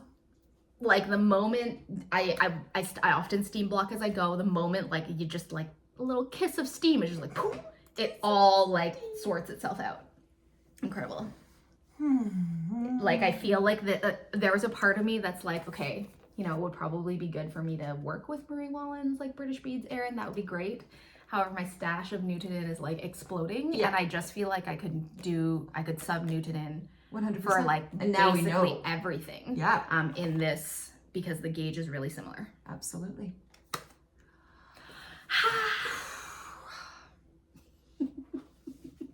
It's so funny. I mean, I've seen this. You wore it at you know, at Rhinebeck and everything, and I loved it. It was my cozy sweater. It's like so lovely, but like I was not expecting to be like absolutely like. I feel like I'm like from the UK. Yes. Like, I look like I might as well be like walking around. And well, where's your sheep? Is what I'm thinking. I'm like, excuse me, like why don't you have a companion? Like I just feel like. Yeah. I mean, in actual fact, seaside town. I feel like. Yes. You know, standing on a cliff.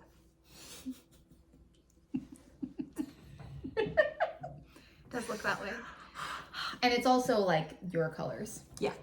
I really like this love section is my favorite. It's so pretty. It's so good. Yeah, you did such a great job. Thank you. Oh, I mean, Marie Wallin. That Yeah. woman knows how to do color work. Yes. And she knows how to create balance in color work. Yes. Like I've wanted to knit her for like since the beginning. I bet you there's probably others like us out there, you guys, you know, that it's an aspirational knit. Like when you start knitting, you're like, oh, like someday I want to knit that. I'm going to do that kind of thing. And like now you've checked yours off. Now I have Marie to. Wallin next year. I really we know how well I do with her chows. I will say that I mean there's like gorgeous like Rhinebeck, New York sheep and wool, like, you know, like you get that many knitters together and it's just like sensory overload of gorgeous sweaters. I will say, and this is probably because I've been thinking about it, like one of my like aspirational knits is the Yell cardigan. Yes. By Marie Wallin. Yes. Which is in fingering, not in a 20 by 20 stitch gauge. But do it wider though. I mean, there's probably ways to figure it out. Yeah. However, that's the knit that like I just kept seeing at Rhinebeck. And like it's amazing to me because it's like it's an old pattern, like the Yell cardigan. But it has some sort of like staying, I feel like 100%. It's staying power in like the knitting world is like it's a Marie Wallin. And if you have knit that like cardigan, sweater. You're wearing it and you're able to go to Rhinebeck, there's no other sweater to wear. You must. Yeah. You must. Oh. Hello, I'm here. Look at my face. Well, I'm just gonna pull it up. Yeah. I feel like I've said it before, but the search in Ravelry is like the worst. It never pulls things up. What? Oh, how come we're not on? Oh, now it's back. There we go. Oh yeah. I mean, jeez. Come on. Come on is right. Come on. The beauty. And I think when I first started like getting into knitting properly and first started into knitting podcasts, one of my favorite podcasts was Nicole from The Gentle Knitter. And Nicole knit this, she knit a Yell. It's on her Ravelry page, which I'll link below. And her Yell, it's just grays and blues. Oh gosh. And whites. And I'm like, there was some part of me that was like, when I'm a serious knitter one day, I'm gonna knit it's happening. Nicole's Yell. And then your bestie will steal it. We'll take it. This looks so good on so good. you. I just love it. I'm absolutely what is happening? In love with this so much. I don't want to take it off. Remember when you like had an aversion to drop shoulders? Yes, I do. I do these things. I do remind myself when anytime now that I hold something kind of tightly, strongly, yeah. I go, we'll see. You know, because like I have these ideas and then now I'm just like, well, that could just totally change because now it's all the drop shoulder. I love all the drop shoulder things. And I think because it's knitted in, it's 238 grams, I think I said. Yeah. It's very drapey. It's very drapey for a color work. And so I think even though it's a drop shoulder, like the way that it like the extra fabric lies is totally okay. And it's always just how you do things. Like when you knit them, they're the way I want them. Faint. This actually looks so gorgeous on you. I wanted to say something actually. Can we take it off for like 1 second? Here's the other bonus of doing unspun. I needle felted the steeks, and I will show you my sketchy ass steeks. Like, look at how like sketchy that is. What is a steek? I've never done a steek. So okay, what does so it a usually steek, look like? Like neat and beautiful. Normally, not this. Like, look at how ragged and sketchy it is, but it's completely fine because it's Newton. Normally, when you establish a steek, what you're doing is you are knitting like often is it called a bird's eye? You're knitting like 1 by 1 by 1 by 1 color work. Yes. And then there's like a 5 stitches or something. Like 5, or I think in this one it was like 8 or 9, and then often what people do is like you machine knit, or you like use a sewing machine, or you use like a crochet cast on or something like that to like secure the edges, and then you like snip in between 2 stitches. So I did not crochet, I did not sewing machine. I have like a little felter and I just like felted it through. And then I just like snipped it, and like, look, it's completely fine. Oh my God, you snipped? Oh, you snipped inside? I snip. Not the outside too. Like, do you snip it like? So. Okay, no. If you imagine that there's if I were to steek this ribbing, I would come down and cut in between 2 stitches down like this. And then the pieces that are open behind, you don't then cut, like you don't have that seamed or like add your sleeve and then cut the extra. I mean, you inside? Could. I definitely could. But you don't need to. And it was something that I was thinking about doing because I have another color work that I knit before that was knitted and held double Colorwork, so the steek was like 4 strands of Newtonen, and I found it bulky. Yeah. And so because this is single stranded, it's not as bulky, but I did have the thought if it's really bulky, then I trust Newtonen, I could just like trim it down.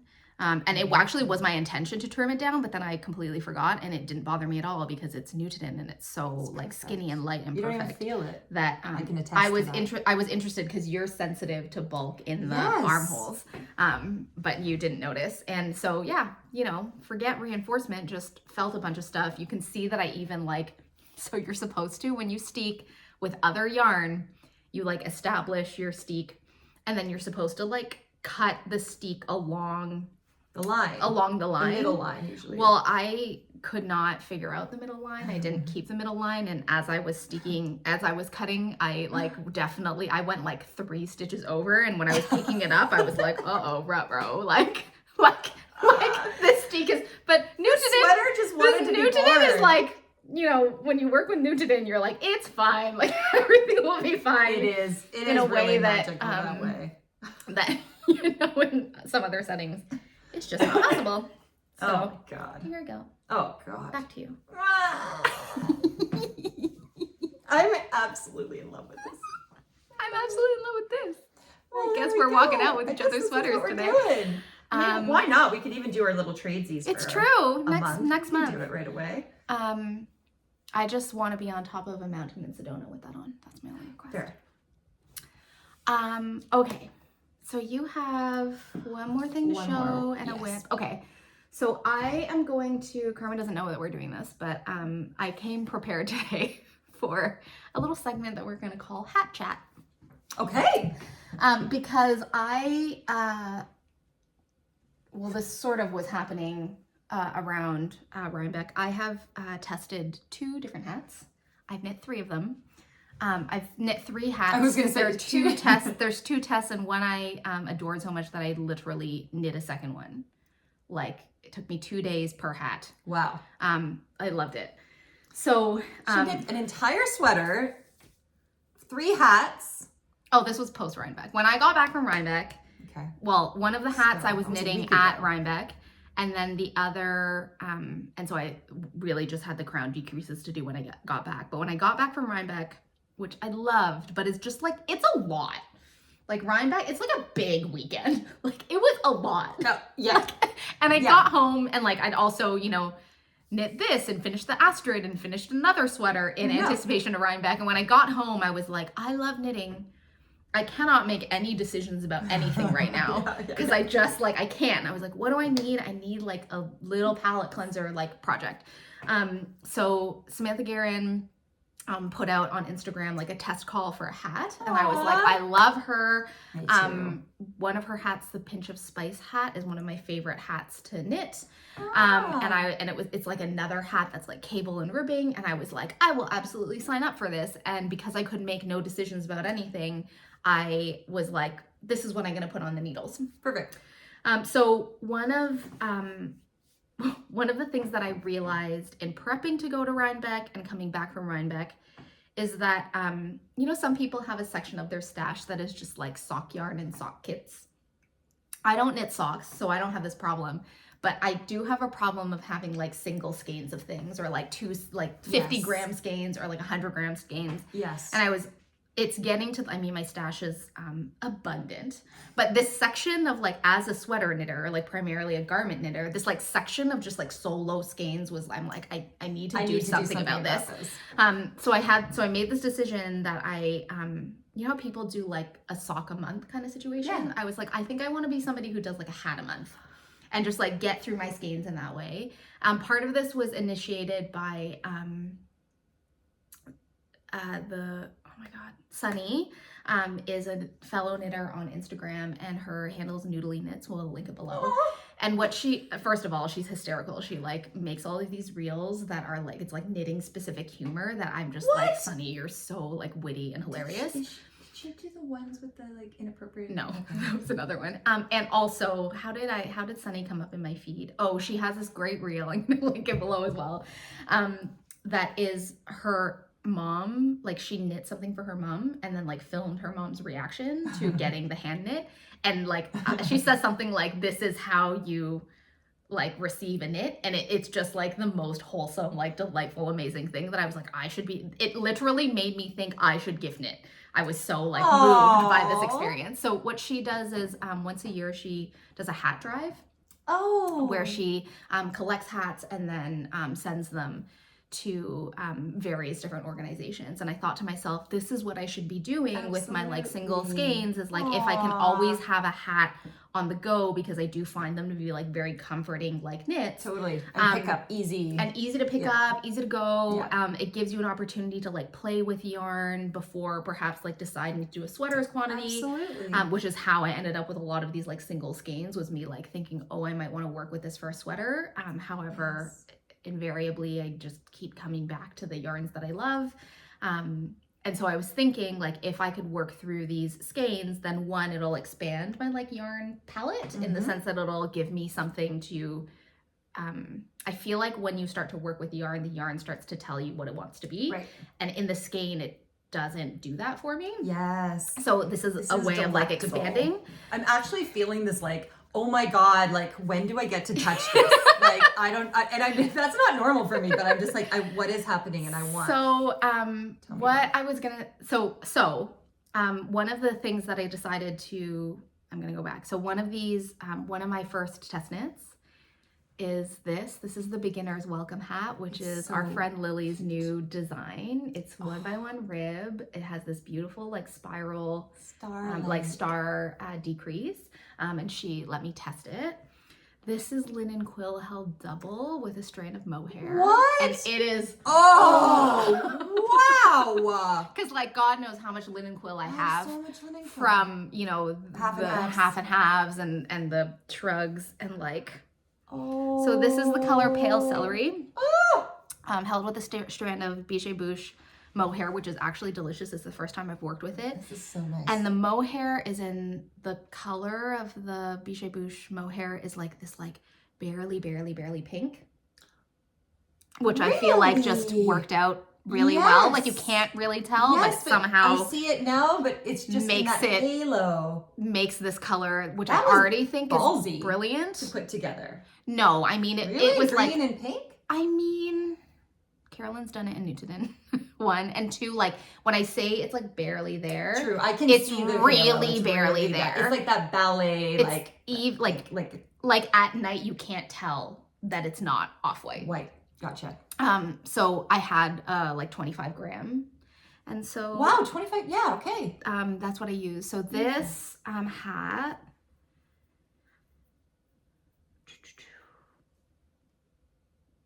Oh, I don't remember. I'll put it in the show notes. I thought I wrote this down. But basically, like it took less than 1 skein of linen quill held double, and less than that like 25 gram little mohair skein. I have tons left over. And it's 25 grams of mohair. 25 grams of mohair, yeah, because it comes 50. In like the little guy. So ones. It's like, yeah.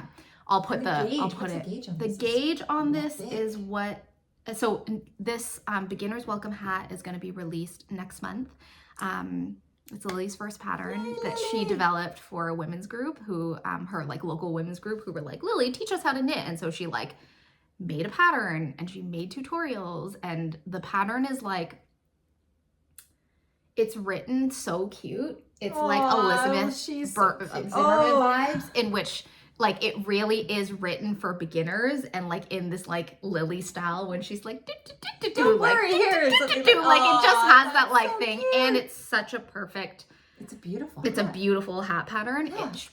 For her, she did I think, her sample was knit in like a worsted with a mohair. Okay. Like I think on the lighter side of worsted, but like ribbed hats. Mm-hmm.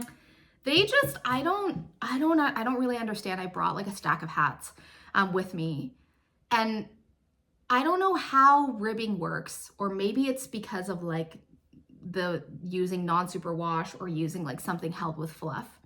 But I basically cast on the same number of stitches for hat patterns that are knit in like fingering held double, like worsted plus mohair, and it always just seems to work out. So this is a 1x1 rib. As I said, sort of the decreases are really cute. Who was it? It was, I think it was Jonna from the Kim and Jonna podcast called it, I like my hat to have a duck bill. And I was like, I also really love a duck bill. What that is. It's the perfect description of how I like my hats, that I want like a little teeny duck bill to just give me a little extra like height. It's not pointy. It's like the decreases, y'all. The decreases are incredible. I feel like it's really beautiful and neat. And like Lily designed the pattern not for it to duck bill, but like it ended up that way. You can make it happen. But what I will say is like you can have it be like round. Right. And that's I feel like that's the genius of this star decrease, is that it gives you a hat that's like round on top or can duck bill. But this fabric, friends, this fabric and also this color, like I want a sweater in this color. I love it. That just hint of green. I don't know if you can see it. It's like very slightly variegated, like in the linen quill in and of itself. It has like a little bit of aqua blue in it and the white. A wet feeling to it as well, which I'm surprised. Wet. Like, well, not wet. Wet. Wet like a duck. Oh, maybe I'm thinking like, you know, we were talking about the like faux layers and like a dry feeling. Yeah. This one feels like lotiony to me. I don't know why. I love linen quill. I, have knit a half and half triangles wrap and I loved it. I almost think that it's better held double.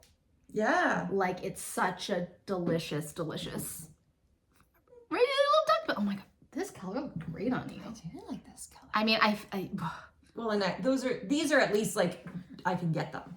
Like I can get pale celery. You know, from, and Biche Bouche. Well, this is a cute hat. Isn't it cute? So beginner's welcome hat coming soon done. From Lily. The other thing that I'll say is that I think it's a great, like I said, because the decreases, they let you duck bill or you can like do it. I think it's a great like unisex hat. Yes. The decreases are really easy to do. It's great social knitting. It's very cozy. And you'll see the other testers, like people are using like all kinds of combinations and it's all working out. I'll put the gauge down below. I believe it's like 22 stitches unblocked. 22 stitches unblocked per 4 inches. That makes sense. So yeah, gift knit for sure. And also, if you have someone in your life who we met, some of these people in at Rhinebeck, is like one's a knitter, and then you have your sibling who's like not yet a knitter. I'm like, this is how you make them a knitter. I believe that this hat pattern is how you make people a knitter. Because in my opinion, garments are beautiful, but like to me, there's nothing cozier than a hat. It's so true. Like hats are so cozy, and you get that like sensory satisfying sort of you don't have to wait to get it done. Like you're like done. So beginner's welcome. Beautiful. Well done. Okay.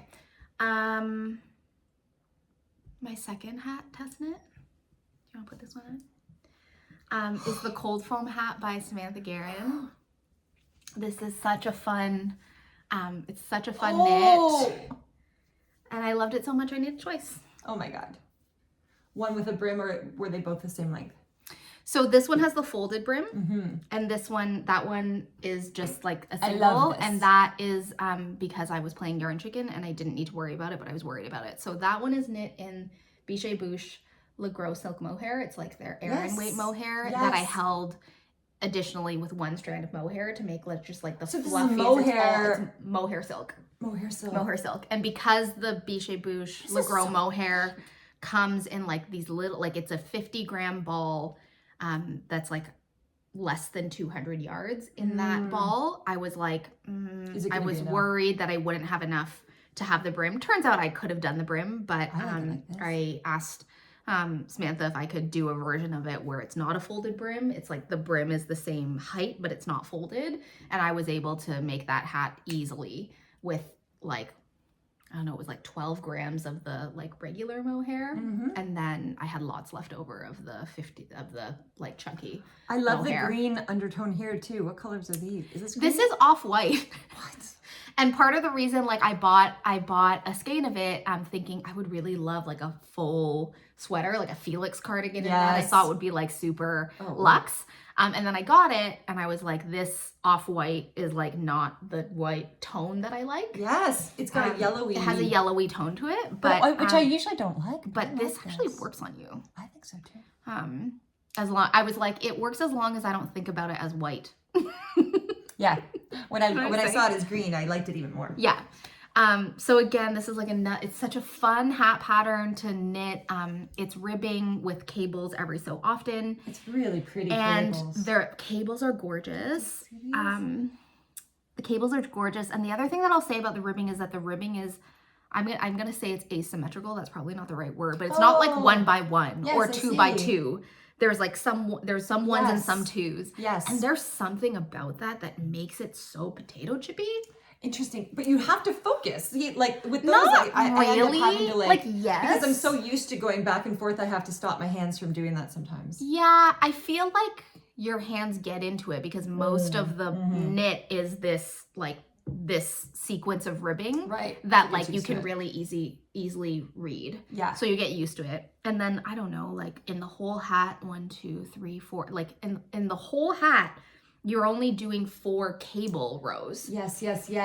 So it really it goes super quickly, but it has that cadence of like, I just want to get to the next cable row. I just want to get to the next cable row. So pretty. And this is like, it was like 2 days each.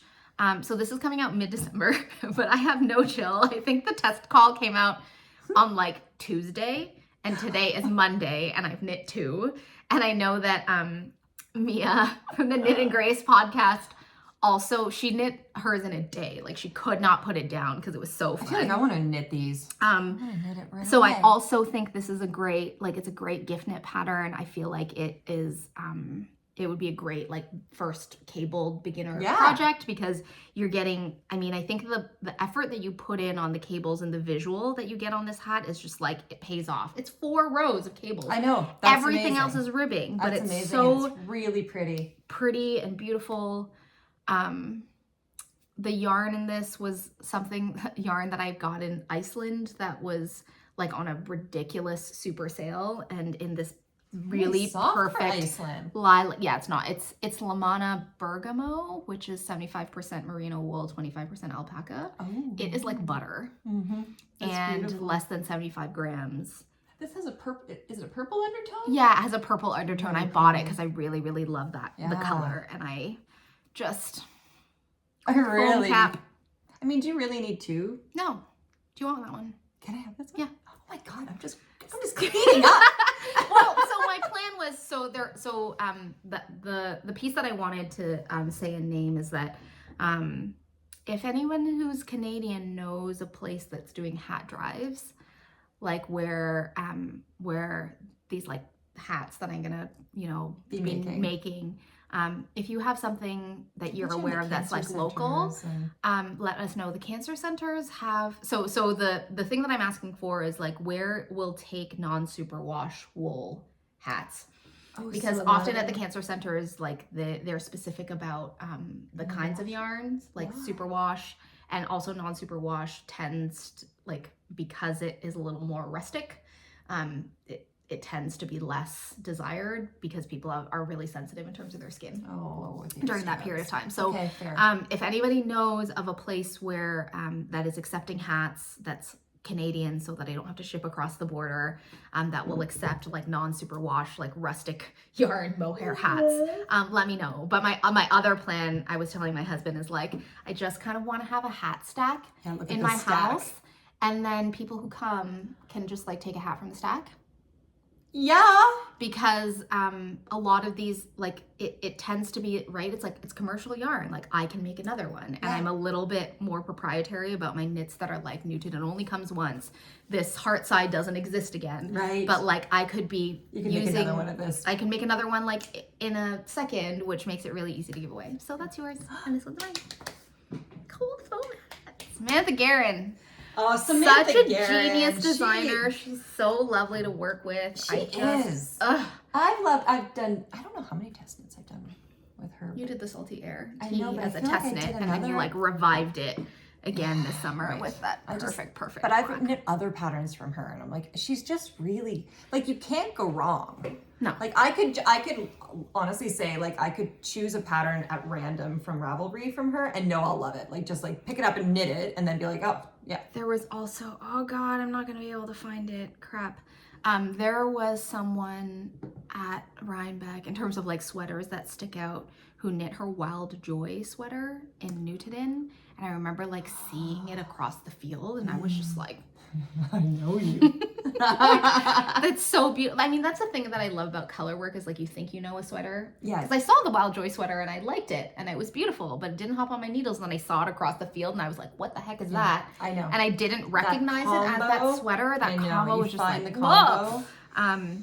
But yes, I also think that it's really like we love knitting for knitting.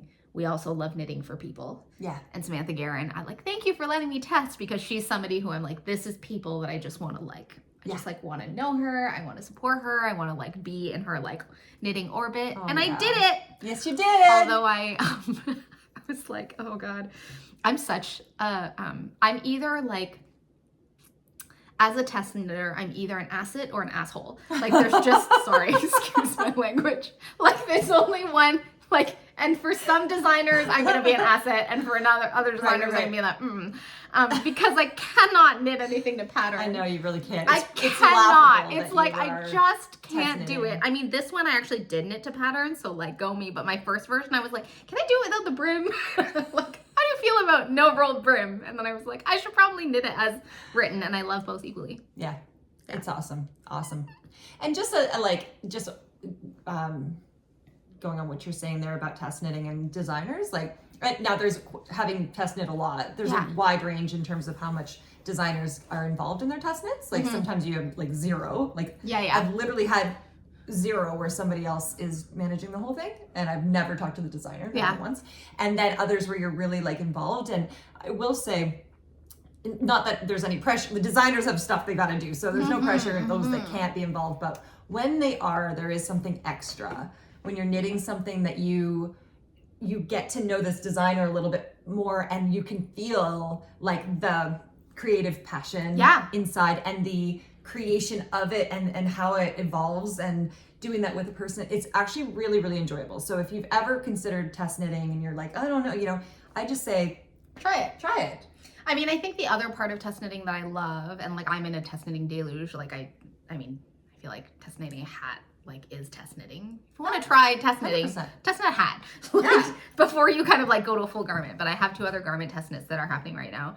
And the part of test knitting that I like adore in terms of like helping me grow and like in my knitting or in a craft is like at the beginning when everyone's swatching and everyone's like making decisions, and when you have designers that are like they're engaged in it, and like the back and forth between like the other testers and also like the designers, I feel like you get to know the like creative energy of a pattern when the designer is sort of saying like, love this, here's what I'm thinking, like, and that's the piece that this might not work out because of and you start to like see the pattern or engage in the pattern in a different way, like you have like a deeper relationship to the pattern because you're getting like the behind the scenes, which is the reason that I was influenced by Carmen to test knit and have loved it ever since, and then just was like, I don't know, test knit happy. I was like, oh, I could do that one too. Whoop, I could do that one too. I know.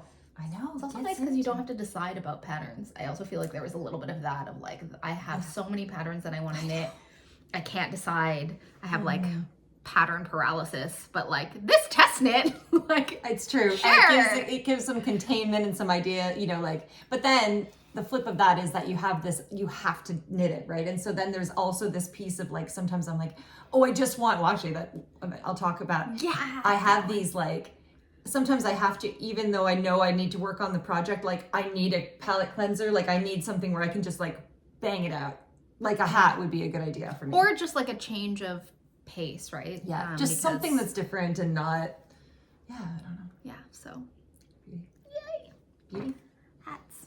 Lots of hats. Can I do one more hat Of course. thing? Okay, so this is a call out to the community. One of the yarns that we got I'm so sad that I wound this and that it's not in the skein, so because if you could see it in the skein, it would be even more gorgeous. So this is from Mindful Folk Farm from Hannah. This is her hand-dyed vanilla sport. And like, We're look at this. Oh, so I got one skein of this because I was like, this color is like too amazing. Unicorn. And so Carmen and I were like, I was like, Carmen, what do I knit with it? Oh my God. I know. It's gorgeous. What? And Carmen was like, okay, it's so beautiful. It needs to be in stockinette, but I have one skein. And so the hat pattern that Carmen suggested was that I do the Musselburgh, and to do a two-tone with this being the outside and then the inside being mohair held double. Because when we were supporting Melissa of Sonder Yarn at the Wallin Affair on Friday, she just like casually brought out this Musselburgh hat that was all mohair held double. So it was like a two-tone Musselburgh. The mohair was held double, and then she like folded the brim up so that incredible. You could, it was incredible. And like, it was just like, it's ridiculous. It was ridiculous. So plus, Carmen's idea. Well, and it was also, she had those mittens that you can find on her Instagram, which were DK outside and then like striped, and then mohair held double inside. So that feeling of that, like when you put your hand into that, you're like, that's another thing I want to cast on. That was maybe something like one of my favorite things about being in the booth is like people would, because the mitten, maybe you can pull it up. Yeah, I could do all you're talking. So the mitten, it's beautiful. It was like a black and white stripe on the outside, and then there's mohair on the inside. And so people would like, come to the booth and they would see these like beautiful mittens. And I think, I pushed it on them. Well, you would see people be like, oh, those mittens. And I would be like, put your hand in it. Yep. I'm like, you've got to do this right now. Put your hand in it. Do yourself a favor. Put your hand in it. And just like the person after person, just like, yeah. It was so satisfying. So satisfying. Good. Just put your hand in it. I can't wait to make those. So my idea, the idea is to do the Musselburgh with like this and mohair.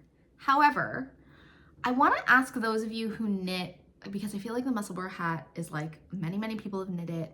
And then there are very many versions of hats that are basically stockinette. Mm-hmm. And some of them are swatchless. And so I knit one, I knit this like ages ago. This was a sample for, not a sample.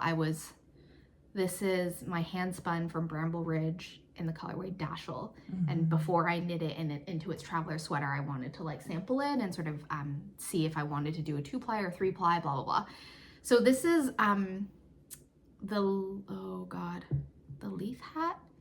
It's similar to the Musselburgh in the sense that you like start here, mm-hmm. and then it's like a swatchless hat. So you just kind of like knit it, and then you determine your gauge, and then you like do the increases until you're like done. And then the difference between this and the Musselburgh is that this ends in like a ribbing. Mm-hmm. Can you see how the hat is not flat? Yes. So I don't love how that looks on my head. It's like, I don't know if I did a sizing issue, like, or if my head shape is just not good for these like stockinette hats.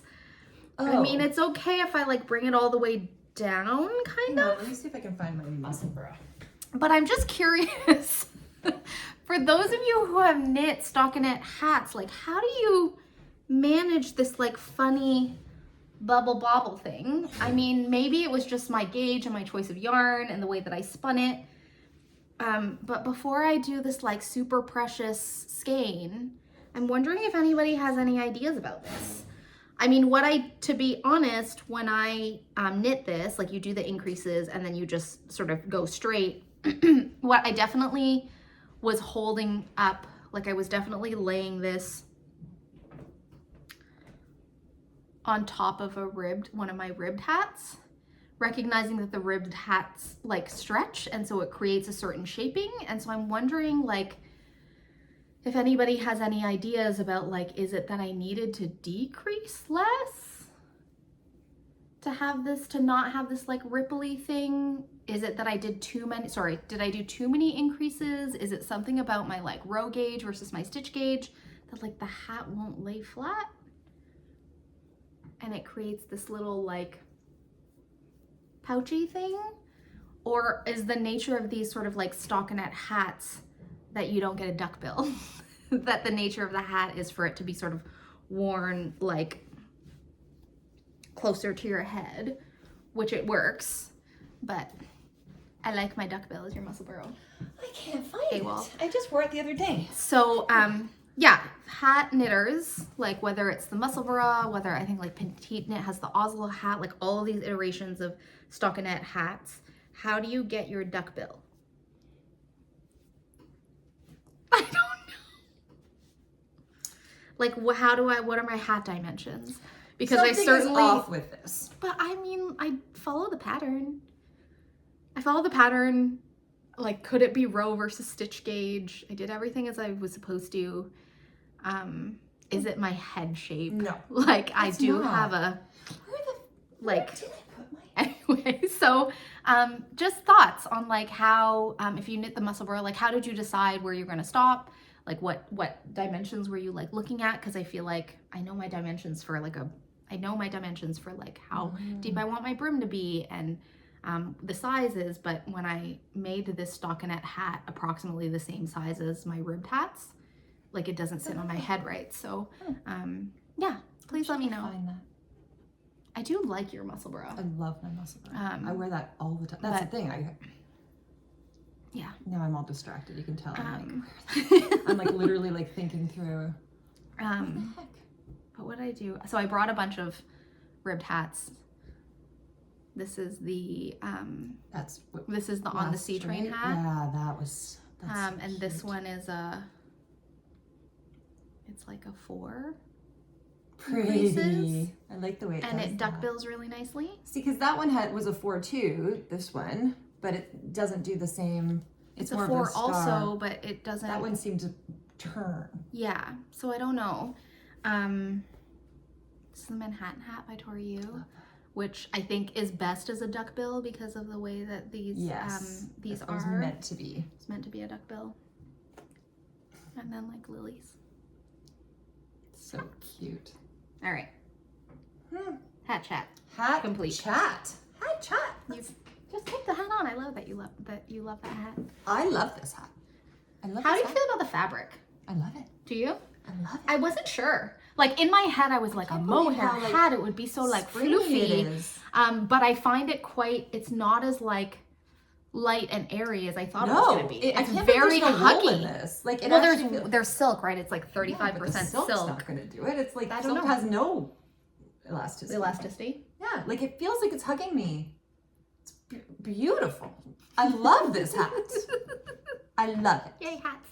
I am. What's your favorite hat pattern?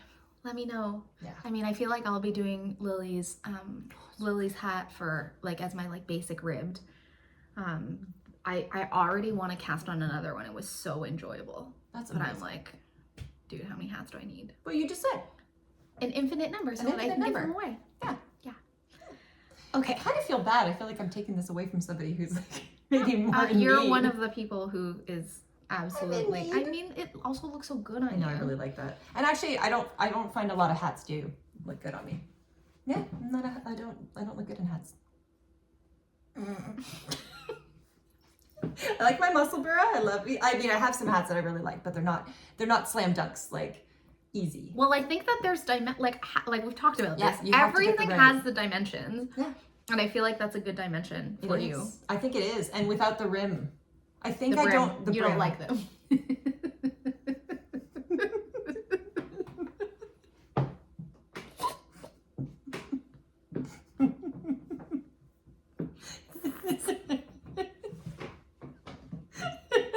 No, it's gonna be a laugh attack. Oh no! Without the folded brim. Whereas I love a brim. Like I'm happier with a brim without one. Yes, it is. I'm not looking at you. I'll compose myself. Okay.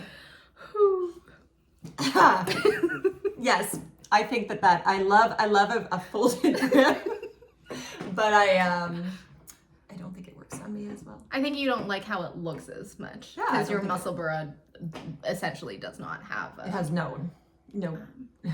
Yes. move on. Just funny. Oh, okay. All right. Okay. Growing up. Okay. Never. Continue. A total child.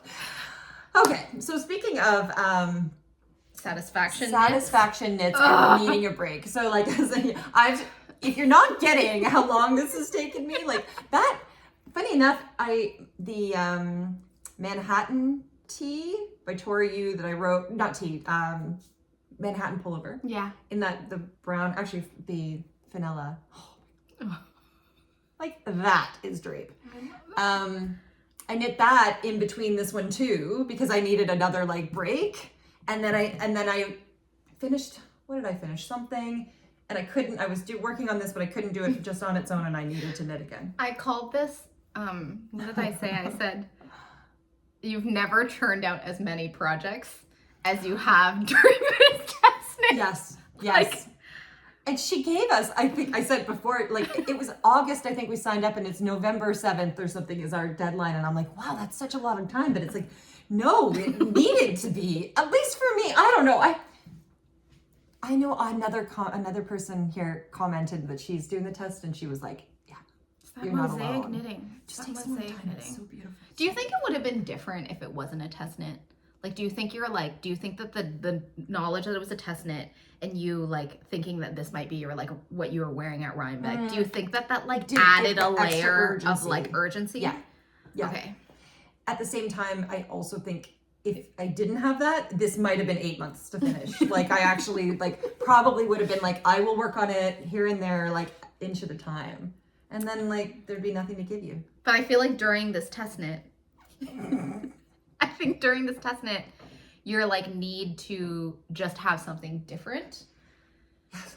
Like how many like so much you knit so many like gorgeous big gauge satisfying like the number of satisfaction knits that have come out of this testing process. I'm like, let's knit a second one and see like all the gorgeous patterns that you're gonna find that are a big gauge. And oh my god, this one. Well, to be honest, actually, this one, Carmen, I just want to know.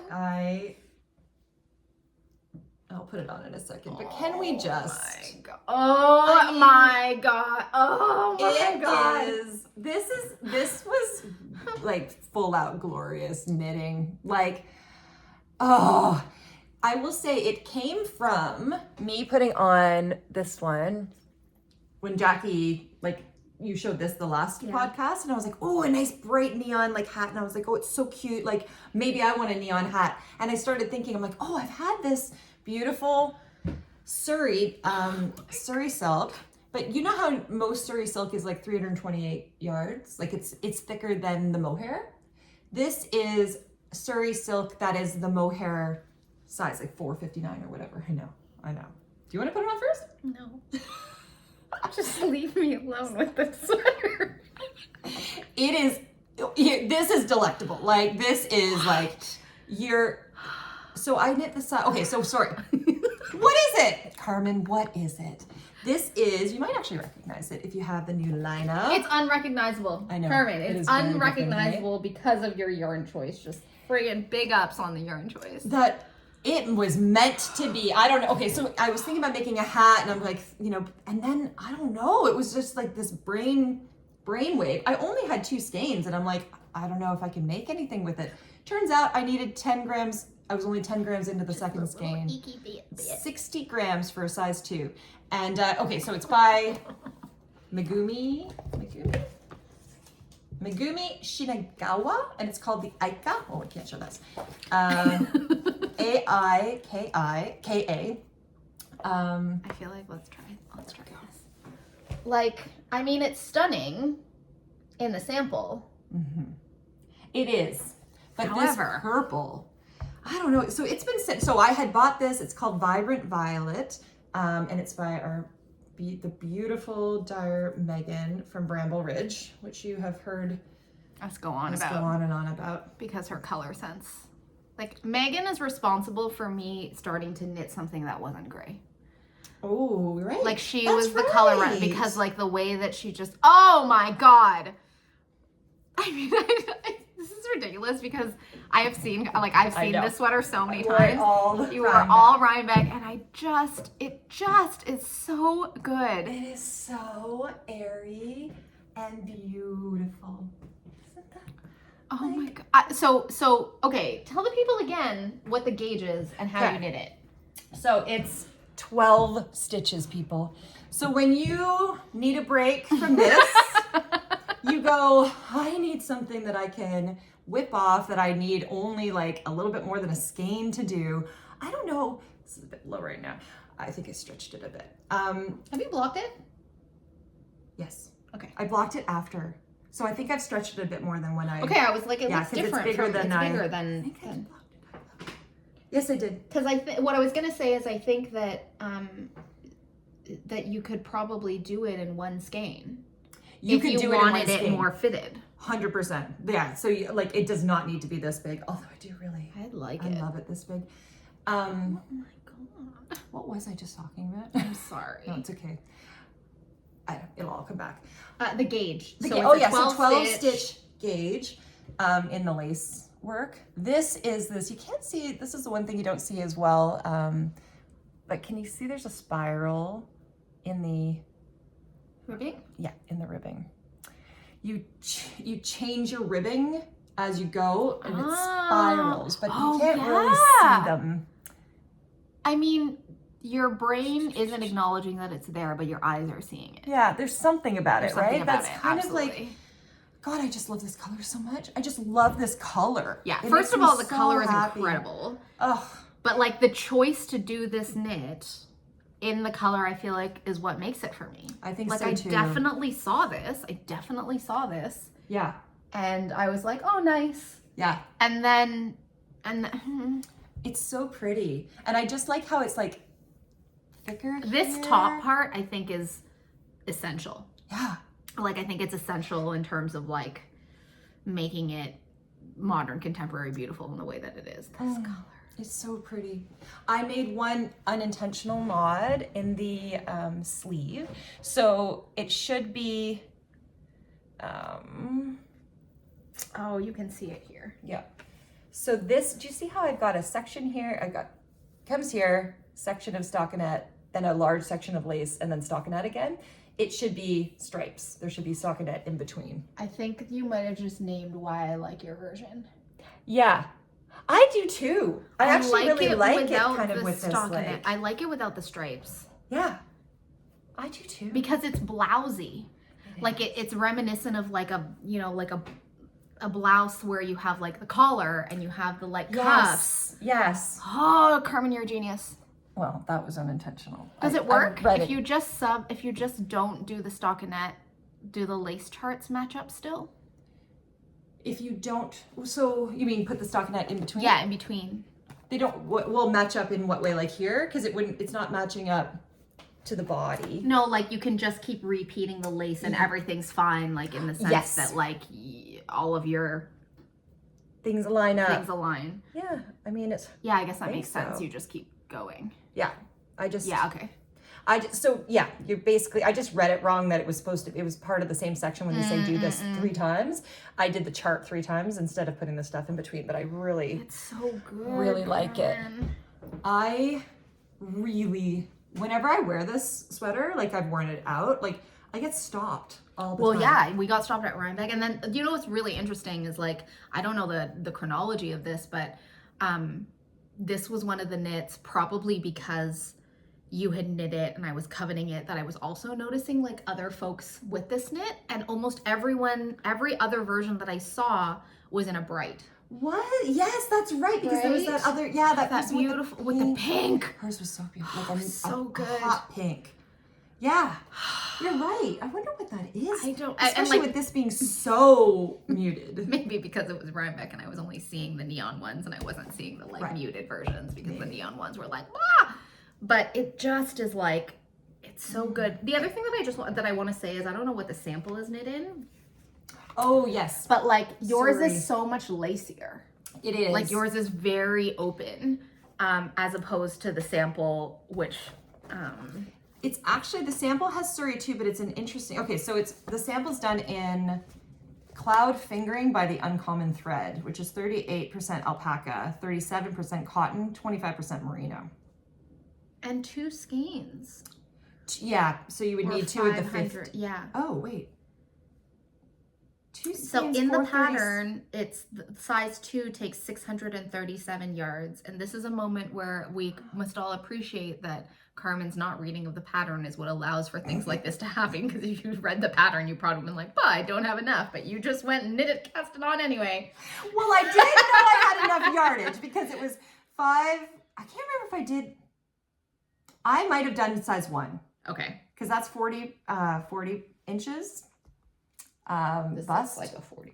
This looks like a 44 after blocking. After block. But I'm always, I think I'm always bigger. Like I always knit looser. So anyway, it was 1 or 2. And I knew I needed 563 or 637.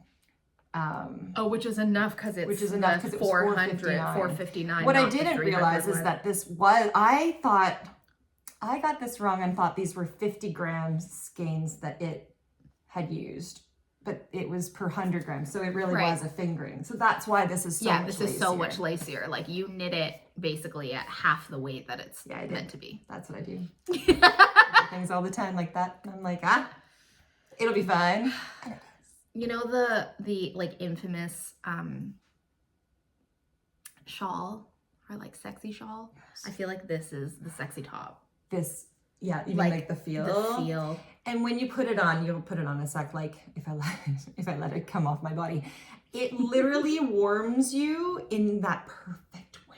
Like it's just, I mean, obviously not if you're just gonna go outside and like not now. I'm not cutting down a Christmas tree in this one, but right now. You could, it would be very editorial. Oh my God, we need to get you next to a Christmas tree at Christmas for the finished object photos.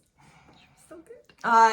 It also took like maybe 3 or 4 days to knit this. Like it was a nothing. I can't remember needle size, maybe 9s, I think, US 9s. So 5? No, 8 is 5. 5.5. It's so good. It's so good. Pretty. Like look at that lace work, and not hard lace work. Like I'm trying to remember. I think I might have had to move the markers around a bit. I know some people don't like that because you can't just keep the markers exactly the same. I can't remember though, but it was not a big deal. Oh my God. It's like wearing a shawl. Like it's like wearing a blanket just over your body. I'm like, have I knit anything in just mohair or just Surrey? You knit something in mohair. Oh, I don't know, because you asked me that last time. No, it's always like with something. Right. Like I've done brioche and I've done mosaic with like mohair as the main color and color work with mohair as the contrast color. But I don't think I've ever. I don't think I've ever knit just solo. And like with the exception of I knit the Weekender. Oh, that's DK right. Surrey. That's right. But that's like it was like heavy. Yeah. And did that DK Surrey was still only alpaca, or did it have some like wool in it? It had. Oh, so a drawback. Oh, it's off. You did it. That was the DK Surrey, also from Bramble Ridge. Mm-hmm. That is often in Surrey is like the center is silk, and then the Surrey like in my head fluffs around it, kind of like cotton candy. That one has a merino core. Got it. And like the Surrey DK that Megan carries, which is supposed to be coming back into her shop in November, is a merino with like a tiny little bit of polyamide. Whereas I feel like other Surreys and the DK Surreys that are kind of like that are available. I don't know that I don't know if I'm pulling off this color. However, I love how this feels. It looks so beautiful. Oh my God, it looks so beautiful. I didn't think I could pull it off, but I think I actually, in a different color, could. 100%. Oh my God. Oh my God, it feels so good. Like, one skein could take you very far. Like, you do not need it to be that big. Oh my God. It is so beautiful on you. So beautiful. Victorian Okay. for some reason. I mean, I loved it. I coveted it. I did not think I was going to have to knit this one, but I think I might. At least it's only going to be 4 days of your life. Well, and it's you, so probably 1 day. It is so beautiful. Feels so nice. Oh. I'm like, oh my God. I'm like imagining like for Christmas. Yes. Like festive. Yes. Oh, like a bright red one. like a bright red or a deep burgundy. Or you know what else might be? Ooh. Mm-hmm. Ooh. Mm-hmm. Is I could imagine like some people you could hold it with a sparkle. You could. Like I would probably hold it, you know what I would love is like a little tweed fleck. Oh yeah. You know, And and like I'm a also hunter thinking, green with a tweed fleck. Oh my God. you could probably also, well, I don't know. I'm just wondering, like, a regular Surrey might even, because this is the like extra lacy weight one. Surrey, but I think even a regular Surrey. So the regular Surrey, when we say regular Surrey, we're saying 328. 328 yards per 50 Yeah, grams. if you made it smaller, you could probably even just get away with one skein. Like that would be beautiful on you. Perfect. Oh my God. Yeah, I cannot recommend this more. Like I could knit another one of these. What a black. And a black. I have to say that like, so you wore this, so New York Sheep and Wool, it was hot. Yeah. Actually, it was very strange because in the like overnight it was like frosty. Yes. Like frost. The day before was cold. And then like by the time we got up and at 'em, it would be like closer to like 15 to 20 degrees Celsius. Sorry, Fahrenheit friends. Yeah, but like we it don't was know. hot. It was hot and in like the sun. in the sun, like everyone was like searching for shade because we're all in our woolens, but like you won temperature control at Rhinebeck. Like Carmen was just like, la la la. I was So doing I'm like, fine. I mean, I dealt with it by just wearing skirts the whole weekend. I was like, I'm wearing a woolen sweater and skirt and boots, like little skirts, Awesome. to deal with the temperature. But this is like, oh, It is like, yeah, like having this like blanket that just like soft kitten blanket made of kittens. made of kittens. Like just straight. And you know, it feels very like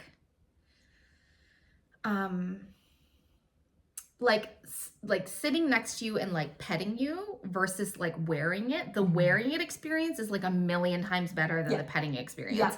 So I feel like there's something very like, it's like self-luxurious, you know? is. Like it's like, It touches it's you very pleasing everywhere for the self. Yes. And I think it's the lace on top, like, so it's the fabric, because of course, like a Surrey is so luxurious and beautiful to be, but the lace allows for it to be even lighter. It's just like a cobweb on your leg. Yeah. Except in a nice way. In a nice way. It was I like love when cobwebs. Don't you? like when you go out in the world and you like get a cobweb in your face. Yeah. Oh, I don't love that. I don't like But that. I love the like look of this like It feels like you're covered in like kitten feathers. Yes. Yes. Like Or there's like a this sheath. like oh. Like you're just draped. I mean, it really does work, huh? It really does work. It's It beautiful. really does work. Oh my God. I'm gonna say that this like all lace is must. Yeah. I like it too. It's must Yeah. because it creates that beautiful blousiness. Yes. I love it. Must. And in as much as, you know, I want to try and do it in this, I do think that like the like lighter lace Extra is kind light. of key. It is, well, which is so funny because now I see like it really was meant to be thicker. Yeah, double. Much thicker. Like Double that. Yeah. double that. That's right. But that's why I it's so love it. amazing. I love it. Love it. All right. Love. I love that too, right? Like when you have like it's like a hit, you know? I was thinking, you know that Chapel Roan, you know Chapel Roan and that song? The pony one? No, the her really like the one that I don't even know if this was a breakout one for her. When I heard her, good luck, babe. Good luck, babe. Okay. Anyway, this is not that important. I could actually not need all of this information, but I remember I love that song first of all. And a few weeks ago, I was thinking to myself, it came on my like Spotify, and I thought to myself, like, I wonder if she like knew, like she nailed it, you know, like where that like that came to her, that energy came and that idea, and it was down, and she was like, this is a great song. In a way, I'm like, I was like, this is you nailed it. Knit. Like, it just felt right. Did you know it from the very beginning? Yeah. I don't know. In this weird way. Yeah. And again, I never take credit for creativity, because I think creativity exists and comes to us. So it's not like I did it, but like that I just knew this was going to be, and it hasn't disappointed. It's like, this is really great. I mean, I think you posted this. You posted it on Instagram. And like the look in your eyes was the greatest. It was just like it was like you had a secret. Yes. You had a secret that was amazing. And it was like, you don't even know. You don't even know how good it is. And I was like, oh my God. And now that I'm wearing it, I'm like, I did not know. I did not know. Like, now that little twinkle, which you have often, but like, it was like extra twinkly that was day. Extra, I was just like, I have a secret. Like, the secret. Like, I was like. It's so true. I think that was on a story. So yeah, it's probably not it even was there. a story. It was an extra. Maybe I'll repost that. But I was just like, Carmen, I was like, what is your secret? I mean, the secret was the secret sweater that you were showing, but really the secret is like how delicious this is. Yeah. Oh my God. I think everybody should knit this. It is a very small investment in time and resources, and it's like not, and so like love me a single skein. Yeah. A single skein. You don't get a lot of single skein possibilities. And like, having just been at like a giant fiber festival, like the single skein buy is something that I'll speak for myself. Like the single skein buy is something that I do all the time. Like you're in a booth and you're like, everything is gorgeous, but like I can't compute an entire garment right now. Yes. I can't like figure out the mass. Yes. I'm just gonna grab this one beautiful thing. Like, yes. Oh my God. Mm-hmm. All right, friends. We shall see. And I have more. So I have about 40 grams left of my Surrey there. So I actually asked Megan to dye up this colorway in a DK. So I'm going to the DK Merino. Yeah. Yeah. I'll hold it together. You can make, where is it? You can make this hat in this color. Oh my God, I want that hat in this color. I know. Oh my God. Well, I'm never taking this off.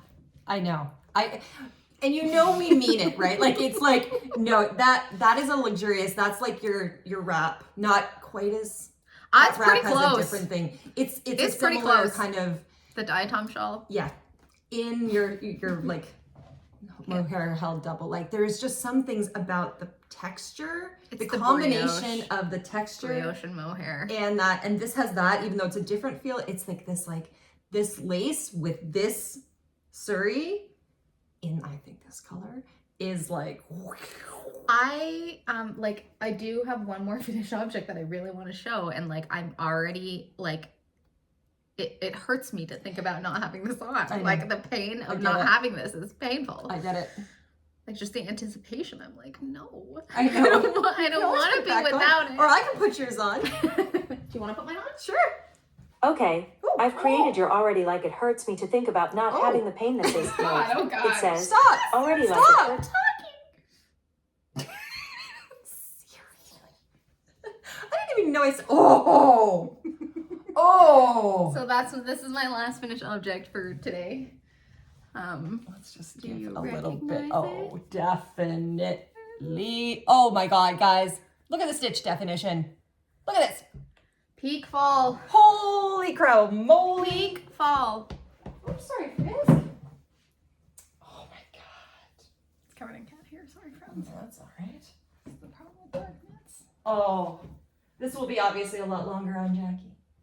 Oh, Jackie. Look at this. So I did indeed finish the book club cardigan by Sari Nordlund. Knit in one of our favorite farm yarns. I feel like it was like one of our Rhinebeck last year treasures. The CVM Rommeldale from Bolier's Orchard in the colorway Butternut. which I purchased last year, has unfortunately sold out. Although Carmen has some that I could just like run out with. And it's so funny because I think last episode when I was like, should I finish it? In my brain, it was going to take so much longer than it actually did. Right. I remember you, and I was like, yeah, you're going to be fine. I don't know why I thought it was going to take so long. Maybe because of the button band. I know the button band was a thing. And then I also, in my head, like I knew I wanted to crop it, but I also was in a book club cardigan support group. Like I was in a chat and folks were talking about how it was like taking a while. Right. If you see the sample, sorry, like this cardigan pattern is meant to be like big and slouchy, like kind of like a, Oh, I love this. And so I think a lot of the people who were in that group chat who were like talking about how long it was taking them. Yes, please. I think they were also knitting it like a lot bigger. Well, and that is part of it. Like you do get to knit your sweaters too. You're a super speedy knitter, plus you make a smaller sweater. So it's easier for me to have finished objects. But it went way faster than I thought it would. And this was one of those knits where like it was so fun to knit. The cables are very intuitive. The like, how many like the gaps between the moss stitch and the cables and that kind of stuff. It just so perfect in a way that like I was again like dreading it being done as I was approaching it being done. Do you want to pop that open? Sure. Better? Yeah. Right? Like hers is like super big and oversized. So it definitely like it will take longer if you're doing like a big slouchy oversized cardigan. And did you put pockets? No. So I'll talk about the mods in a second. So it was so pleasing and so intuitive. I didn't need the chart, like, and I was just going and going, and we waxed nostalgic about this yarn. I was like, I did not want to stop knitting with it because it's so lovely and it does such a good job of like the cables, and it's dark yarn and the camera isn't perfect, but you can really I feel like people can see this. The stitch definition. Man, dark knits and our hair, huh? And our animals. But like, perfect. It was so fun. Modifications that I made is I didn't do the pockets because I just knew that I didn't need them. I knew I wanted to do a cropped cardigan because I didn't used to knit a lot of cardigans, and I don't know when the cropped cardigan started. I think probably with like your turtle dove or my turtle dove cardigan that I realized it's the perfect layering piece for all of my like wide leg, because I wear a lot of like big skirts and like wide leg pants, and the cropped is just the perfect like little layer to go with it. So I knew that I wanted that silhouette. Yep. So the modifications that I made is I made it a lot shorter. I didn't do the pockets because if you think about I don't know, like pockets on a crop thing, it would have been like your boobs. Yeah, it'd be weird. So I just had less knitting, didn't have to worry about it. I was like, I'm just gonna do without pockets. And then the dreaded button band, I did not do the button band as it was written. So I talked about this a little bit more, and I'll put the link again to the tutorial that I used for my poly cardigan, which I showed last podcast, where it is an applied button band that's vertical and it's ribbed. So rather than doing a double knit button band, which is what is in the pattern, I did that same sort of like ribbed button band, and I think it looks integrated. I think it looks good. Absolutely. I'm gonna argue, in fact, that not better, but like just as good as the double knit, because I did find as I was looking through project pages, I feel like when you look at this pattern, my eye goes to the button band before it goes to the cables. In the original pattern? In the original pattern. Okay, gotcha. And I really, like, there was, I was looking at project pages and someone had done a traditional ribbed button band where you like pick up all the stitches and then you do the ribbing this way. And she sort of said that she did that intentionally because she felt like the double knit button band like created a heaviness in the cardigan. Like it made the cardigan more casual, if that makes sense, because it's like so present and there. Yes. So I was like, okay, I didn't want to do the like traditional ribbing where you like are knitting this way. But I did ribbing instead because I couldn't decide about buttons, and I knew that if I did a double knit button band, not only was it going to take me forever, but it was also if I wanted to add buttons, then the button like hole or the button slits would be really obvious, so that if I decided that I wanted to wear it not buttoned up, then you were gonna have like those big like you'd really sort of see it. Yes. So with the ribbing, like I do actually have buttonholes. I did put buttonholes in it, but you can't, like they're hidden because of the ribbing. Oh yeah. So I thought that was kind of like clever in terms of giving me some flex of like, you know, do you want to wear the cardigan with buttons or not buttons? Yeah. So the ribbing, like, it's so lovely, not even. That's what I'm thinking. I mean, I put the buttons in, but I did not, like, I put the buttonholes in because it looks cute and preppy buttoned up, but I don't think I'm gonna wear I love them. it like this. It's a blazer kind of look. That's what I was going for. And it's just, I feel like this hangs so beautifully and is really nice on the shoulders. Like it's not gonna fall off. And that's how, for a cropped cardigan, I feel like in my head, a cropped cardigan and buttons don't necessarily go together, whereas like, you know, the longer slouchier, the way that it was written for it to be buttons makes sense. Although if you're thinking about this pattern, what's come up in the group chat and I've noticed through going through the project pages is like, don't place the top button the way that like in the pattern has you do the buttonholes. Like she has you do a buttonhole like basically up here, which in the proportions of the cardigan, it doesn't feel like it works. So the way that I placed my buttonholes, I just kind of like eyeballed it and was like, here's like 3. Like higher. Like it's high. Yeah. Right. So again, not going to work if you're cropping the cardigan. And arguably for whatever reason on a lot of the project pages, I noticed that people are like that. It's kind of like this casual V-neck grandpa-ish cardigan. Usually the buttons start lower. So just something to think about if you're thinking about it. And like, you know, if you're knitting cardigans, proportion, like you have to think about proportions.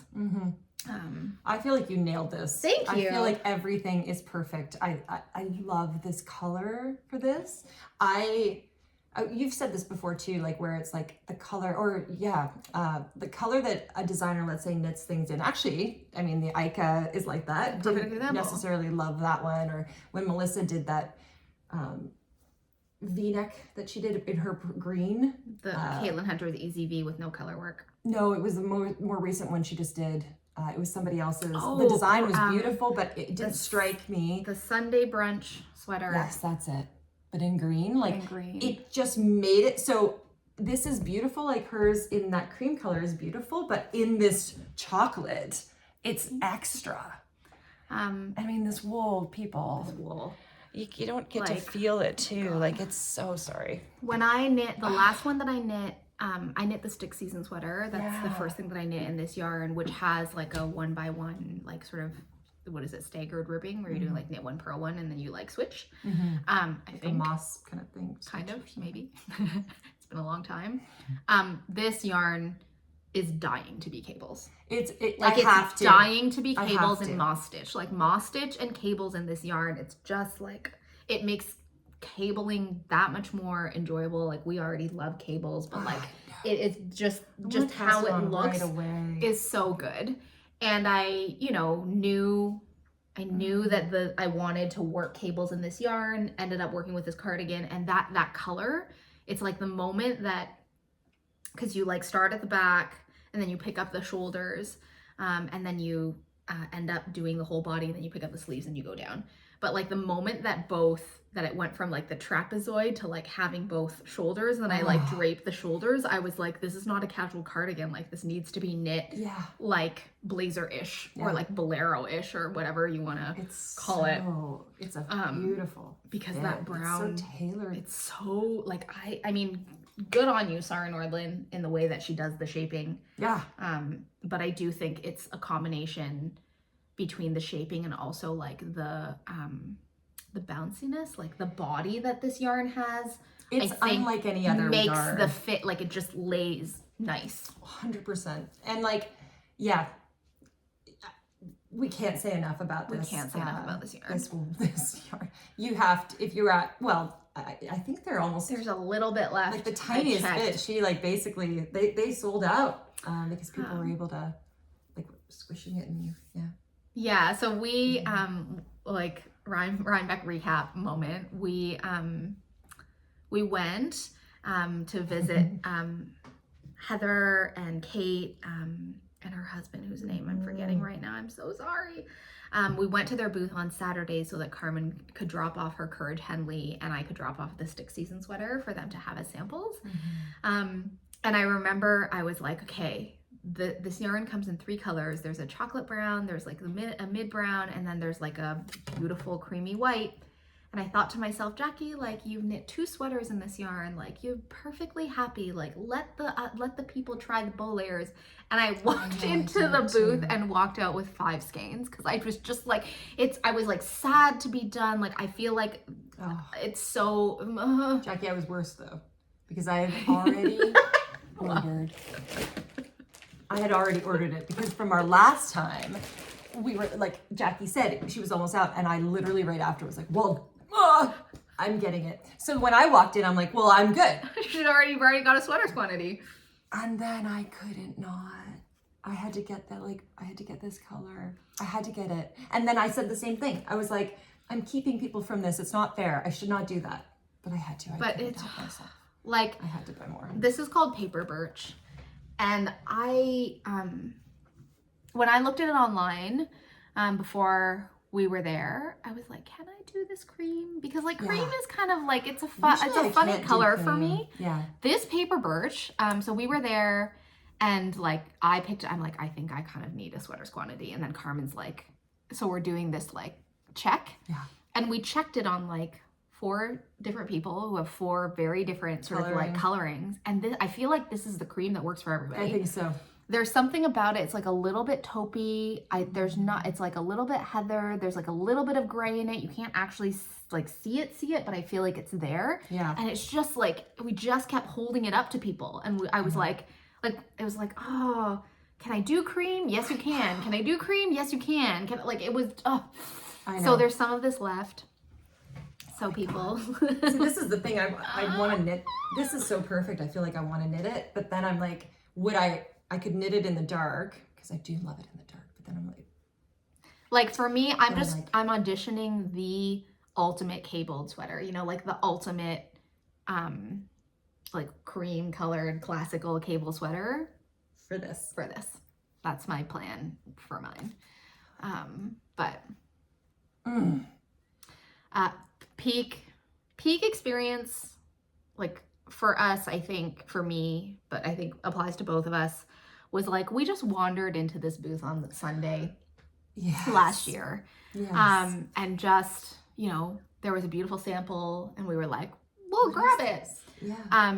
There's something so lovely about being able to like go back there and to visit with the family that runs it. They're so lovely. They're so lovely. They're such lovely humans. And there's this sense of like, you know, this is our second Rhinebeck. It's like you're like going there to visit your friends. Yes, like it's kind of like, I mean, homecoming is not the word that I mean, but it's like, I don't know. And at Rhinebeck, I didn't realize this, but learned it this year. You keep your stall. Yeah. So there's actually something extra about knowing where people are. Like, it's going to be in the same spot. So it feels like you're kind of like going back and this is what you do. And we do, you know, where to go and. Yeah, so it was so lovely to like visit with them again and to be able to visit with them like with a deeper appreciation of like what they did, because the first time we went, we were just like, we loved them then and we were really like loved the yarn, but to be able to go back and feel like, again, it's like, okay, well, ultimately the way I justified it to myself is I was like, okay, well, when I don't have this color and also like it's the same sheet but it's a different like run, and so I'm really excited. It was already so good. I'm really excited to kind of see from year to year how the fleeces sort of change and how it feels. I mean, in the skein, it's still like, this is desert island yarn for me. Oh, it's so good. It's desert island yarn. I mean, we said it 1,000 times. In case you're new, we don't get anything for free. We buy all of our wool, and we never, there's no reason to say anything. Like, we will only be authentic. So when we are gushing about wool, it's because we cannot stop. Like, we are actually just blown away by what can be made, you know? Yeah. It's so, And so if you are wanting cable-y, squishy goodness, the yardage on this is also incredible. It's like 370 yards per 4 ounces. DK, but it also plumps to everything. Is this a worsted weight sweater? Like her original? Let me look it up. Right it's here. like 18 stitches. Right. So probably for the not moss, DK. for moss in moss stitch, I think, per 4 inches. She has worsted. She has it laces plus 4, which is weird. But the gauge is 18 stitches by 26 rows in moss stitch. Yeah. But this whole, like, my sweater, disappeared. This was 360 grams of, so I had, like, I just broke into the 4th skein, because what I realized is that 4 ounces is not 100 grams, it's 115. That's right. Which makes my whole, like, how many skeins do I need math very confusing, but just buy an extra skein. It's always fine to, yeah. I mean, in that case, you're gonna get more anyway. Yes, so you're gonna have extras, so. Yeah. Layers. Sorry, did you want this back? Do you want to actually show people what it looks like on you? Perhaps. I'm in love with this. Remember we had the discussion, like, what do you want to be wearing at Rhinebeck? And I'm like, it's just such a perfect fall fair sweater. Like, and it really is. Yeah. I was very, like, thank you for all of you who gave styling tips on the Sunday. I was wearing like a tank top and a plaid skirt and like little ankle boots with this, and I was just like, I am so happy at Rhinebeck. I felt like I was just like walking around frolicking. You were amazing. In peak fall. It's so pretty. It's so pretty. Here's what I'll say. I mean, this doesn't bother me at all. I may have said this last time. I'm sorry if I'm repeating myself. Some people were bothered that the cable doesn't line up. Yeah. I feel like it really doesn't make a huge difference to me, but there are, if you go on Ravelry, if you can go on Ravelry and you sort by most helpful, the second or the third project includes notes for how you can line up the cable, if that's important to you. But it's so pretty. It is really, really, really lovely. Thank you. Book club cardigan.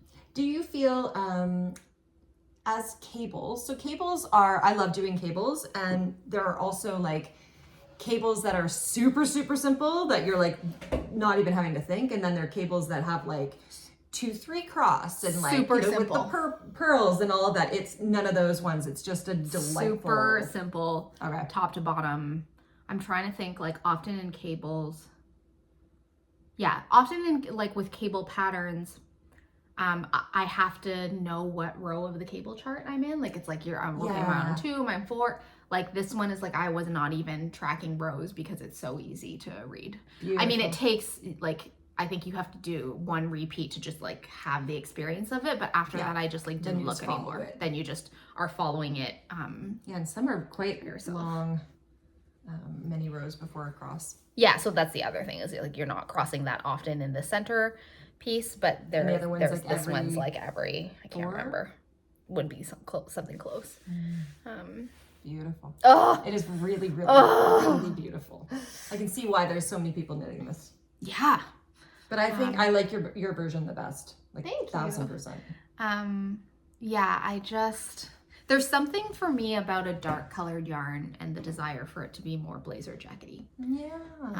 I mean, I think often I knit things that are cropped because I like cropped, because I wear so many like big pants that it just like works for my height.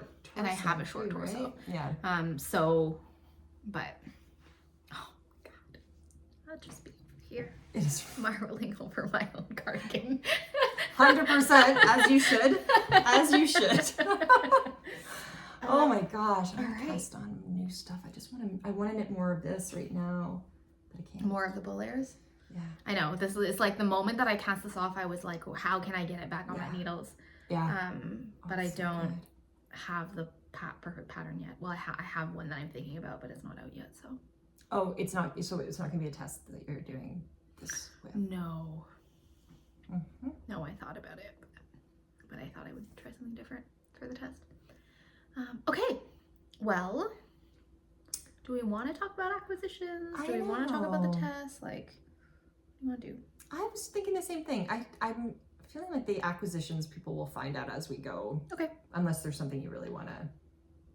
Actually, there's one, we've talked about bow layers before. There's a yarn company, a dyer that we came across that I do want to talk about. Yes. So, okay. Rhinebeck Recap. What's the short version of it? When I think about our Rhinebeck experience this year, it was wonderful. And what I want to say is that I think part of the reason it was super wonderful for us is because we don't go to Rhinebeck to shop. Yes. And I think that that's like a important decision or a distinction to make. Part of that was, so like we said, the Friday has sort of 3 satellite events. There's this event called India Entangled, an event called Kikapalooza, and then a newer event called A Woolen Affair, that are all sort of a conglomeration of independent, a lot of indie dyers, some small farms, but it's a smaller venue with lots of booths, basically. And so people have the opportunity on that Friday to go to those, and it's kind of like the Friday vendors are standalone, they vend at the place, and then that's it. It's separate from New York Sheep and Wool at the Dutchess County Fairgrounds. And last year, I think we got tickets for all 3 of the satellite events, and then only went to 2. And then this year, our friend Melissa from Sonder Yarn let us invite ourselves into her booth.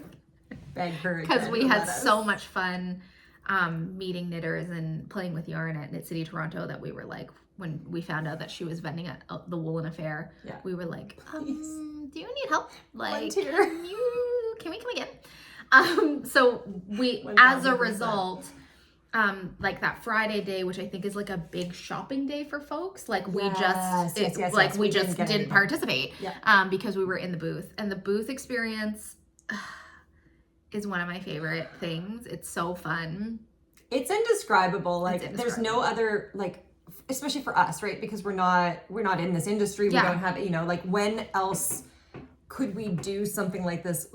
Meeting with people who are knitters and crocheters who are into the fiber, making something, and we can just look at this palette that we love so much and you can't go wrong with, and just putting things together and helping people. And also just the creative deluge as well, because you get to it's like all the patterns, I don't know, it's watching all of the YouTube knitting podcasts at once, sped up. Yes, because you're meeting, people are all wearing beautiful knits on top of it. So you hear about their knits, you hear about what they're knitting, so you're finding out about so patterns. There's the crosstalk between the person next to the booth who's also oh my god, that color combination. We strangers don't and nobody knows each other, and they're just giving. It's amazing. Support. And then thank you for all of you who came and interacted with us and met us, and those of you who came to the booth to say hello to us and get a hug. As we were driving home, I was it was so funny how many of you shopped first, and then we're by the way, we know you after, and it was always this oh my god, it's just gotten even better. We've already had this beautiful interaction of sharing yarn, sharing patterns, and then now I know now you're on the other side of the screen. It's true. So putting faces to names. So thank you to all of you who did that. But as a result, I feel this big day that when I think about last year, we didn't really run around, but talking to people talking to other people, Friday is a big shopping day for people, and they go to one event and they go to another event and they go to another event. And we were just at where we were. I want to say that the Woolen Affair was so well organized. Yeah. It was incredibly well organized. The venue was gorgeous. There were waves. People came in waves. They were separated by about 40 minutes or so. Yeah. So it was this So people had the opportunity to shop. There were much fewer vendors, I think. at the Wallin Affair. And so like people could, I feel like there was the opportunity to like take your time. Yes. Like if you wanted to visit all 8 booths, you could visit all 8 booths. If you wanted to visit 2, you could visit 2. Yes. The and way then that go and the sit at the farm and just Yeah, knit and and have knit. fun. Yeah. and eat food, and that like that's what people did. And so like, you know, hats off to like Catherine and the planning team. Yeah. It was just like Well it done. was so well done. And it also, because of the like waves and the way that they the choice around numbers, I mean, it was busy. Like it was a busy booth, but it didn't feel, at no point did I feel like there are too many people that we can't take our time with people. Yes. That like people that between like the 4 of us who were in the booth, that like if somebody had a question that we had the luxury to like answer their question or bring them something in a timely manner. We also had the luxury of like picking and having conversations. Yeah. And what I'll say about Knit City Toronto, which we also loved, it was like a lot of people in a small space. Yeah. And there were a lot of folks who I, you know, would have wanted to spend more time in, but we were like working to kind of like There's so keep many people moving. Whereas Yeah. at a Wallin Affair, that was not a factor. No. No, it was really lovely. Which was really, really lovely. Yeah. And so we can't really speak about the other 2 events, but that's something that I noted and I think really helped with like our stamina over the weekend. Yes. Because it's so fun, but it's also like a lot. And you know, It's we excitement. have excitement and Yeah. to have that sort of like spacing was really lovely. Mm-hmm. So that's a Wallin Affair. And then on Saturday and Sunday, like we did not have plans to shop. Nope. Like, Did we even buy anything on Saturday? yeah, we bought Bolaires. Oh, of course. Yeah. That was Saturday. that was Bolaires Saturday. And Boondoggle. And Boondoggle. That's right, that's Did right. we go to Fiber MacGyver on No, Saturday? I that- can't remember. Yes. Yes. Right Okay. at the end. Yeah. So we did all our shopping then. Okay, go ahead. So we went on Saturday, like around noon. The event. We're not really early We're risers. not early risers. We like to pretend to be early risers, and then we have like very like luxurious long breakfast. Carmen We makes set us breakfast. our alarms and then we just stay in bed for like an Yeah. extra 2 hours. Like texting each other from bed. Are you up yet? Is it time for Carmen makes me breakfast? And I'm like, Carmen's Yeah, like, oh is yeah. it breakfast time? I'm like, yes, it's breakfast time at like 10:30. But I think like we went, and this is kind of how we operate, which you know is like, I was like, Carmen, do you want to, like, is there anything in particular that you want at Rhinebeck? And it was basically like we wanted to visit Heather and her team at Bolaires. Yep. There was another sort of farm yarn that one of you so generously was like, you need to go check them out. And so we went there, but we'll share that. Thank you. We'll share that with you as it sort of lands on the needles. It has landed. It has landed on the needles. Do you want to talk about it now? No, it's okay. No, okay. So those were like the only 2 real like things that we knew wanted to do. Yeah. I don't know if you found this. When we arrived on Saturday, I was like, it was So many people. packed. So like many people. it was so many people. Yeah. And we went, Frenzied it was feeling. like, it was really intense. Yeah. And I just sort of knew, for me, I was like, today, like, I'm not interested in doing any shopping. Like, if there was any, if there was any part of me that desired to like look at all the Like beautiful browsing, things, shopping browsing, kind of like thing. I was like, nope, like today is not the I day was that it's happy going to with that. happen. Yeah. And so I think that's an important thing to think about if you are like attending Rhinebeck. Like if you are a shopper, I think going in with a plan and like knowing where you want to go and like being strategic about it is probably going to be helpful for you if you're going to shop on Saturday. Could we have done that without though having the year before? You know, like because we had to, like we knew where we were going in a way because we'd had the year before. Yes. I mean, I think if you're going to Rhinebeck for the first time, this is where like the reason why I'm wanting to share our experience is because like there are ways to do it mindfully. Right. And so what you would be doing is like, you know, collecting some information about where you want to go. And maybe that comes through Gotcha. watching podcasts. The New York Sheep and Wool website festival website, it's amazing. Yeah. Like they have listings of vendors, they have it sorted in terms of like who's raising their own like yarn. You can like search it, there's a map, like it's very interactive, and so you can do a little bit of like pre-shopping or pre-planning. That's true. And honestly, like the choices that we made were like to go back to a place that we already knew, and then someone had recommended it, so we had like looked it up.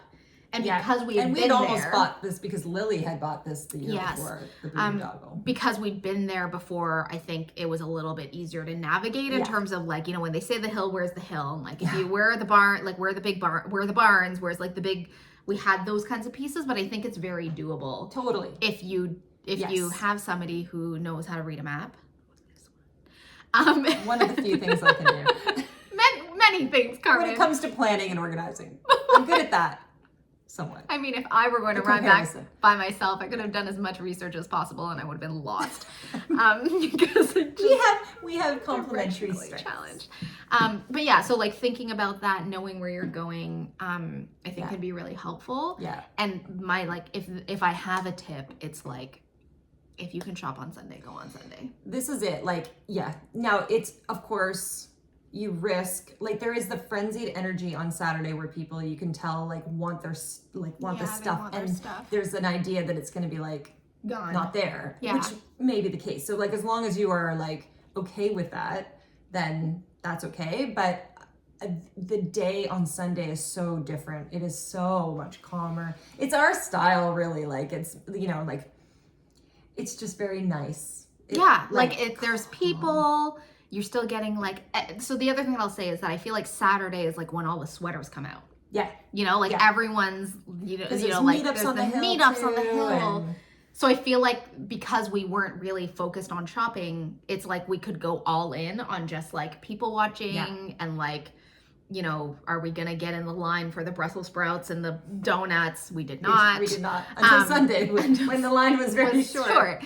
And like being at the hill and getting to like meet you and watch the meetups that were happening. Like, I feel like that's the joy of Saturday for me. Totally. And we did buy a lot, actually. We did buy a lot. So we bought at Bolaire's.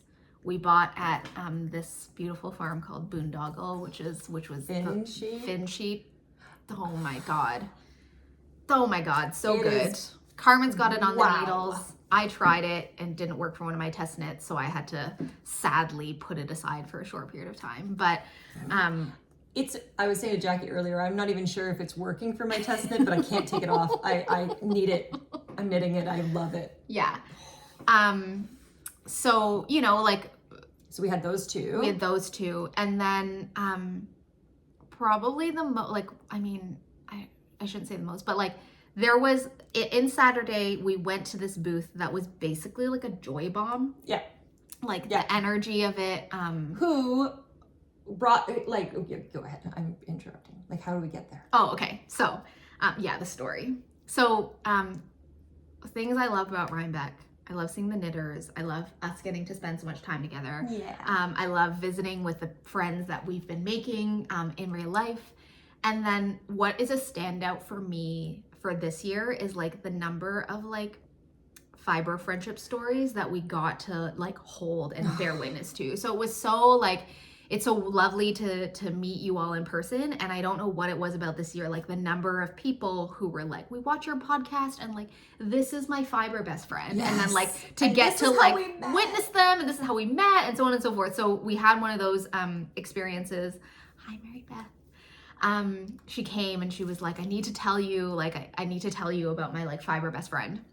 And so she told this like amazing story about her and Susie and how her and Susie became friends over Instagram, over knitting the same sweater. And then they met for the first time at Rhinebeck, and like Rhinebeck is like their thing. And so Susie was vending at Rhinebeck, which like, I guess is, I don't know, this is like a big deal because she's a newer, she's been around, I think it's her third year.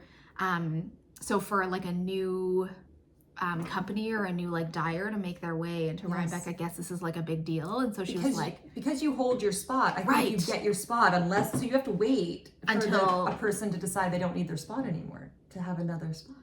Yes, that makes total sense. This is completely unsubstantiated, but that makes total sense. That's how we roll. That's how we roll. And so It's like, it's it was so cute great though. idea, Car, but who knows? I mean, this was our theory. We talked about it. I'm just saying, No, you know, we might be wrong. That's true. So if you're like an indie dyer and you're thinking, I want to go to Rhinebeck, please do not take our word for it. Check with somebody who actually knows is basically what I'm saying. But what was so amazing was like, we weren't planning, like I was not planning on shopping. No. But Mary Beth was like sharing the story of her and Susie, and I was just like, I just want to go, because Susie was in the booth and Mary Beth was on a break. Yes. And I was like, I just want to go and meet, like I want to meet you guys. I want to see you guys like together because it's like so special.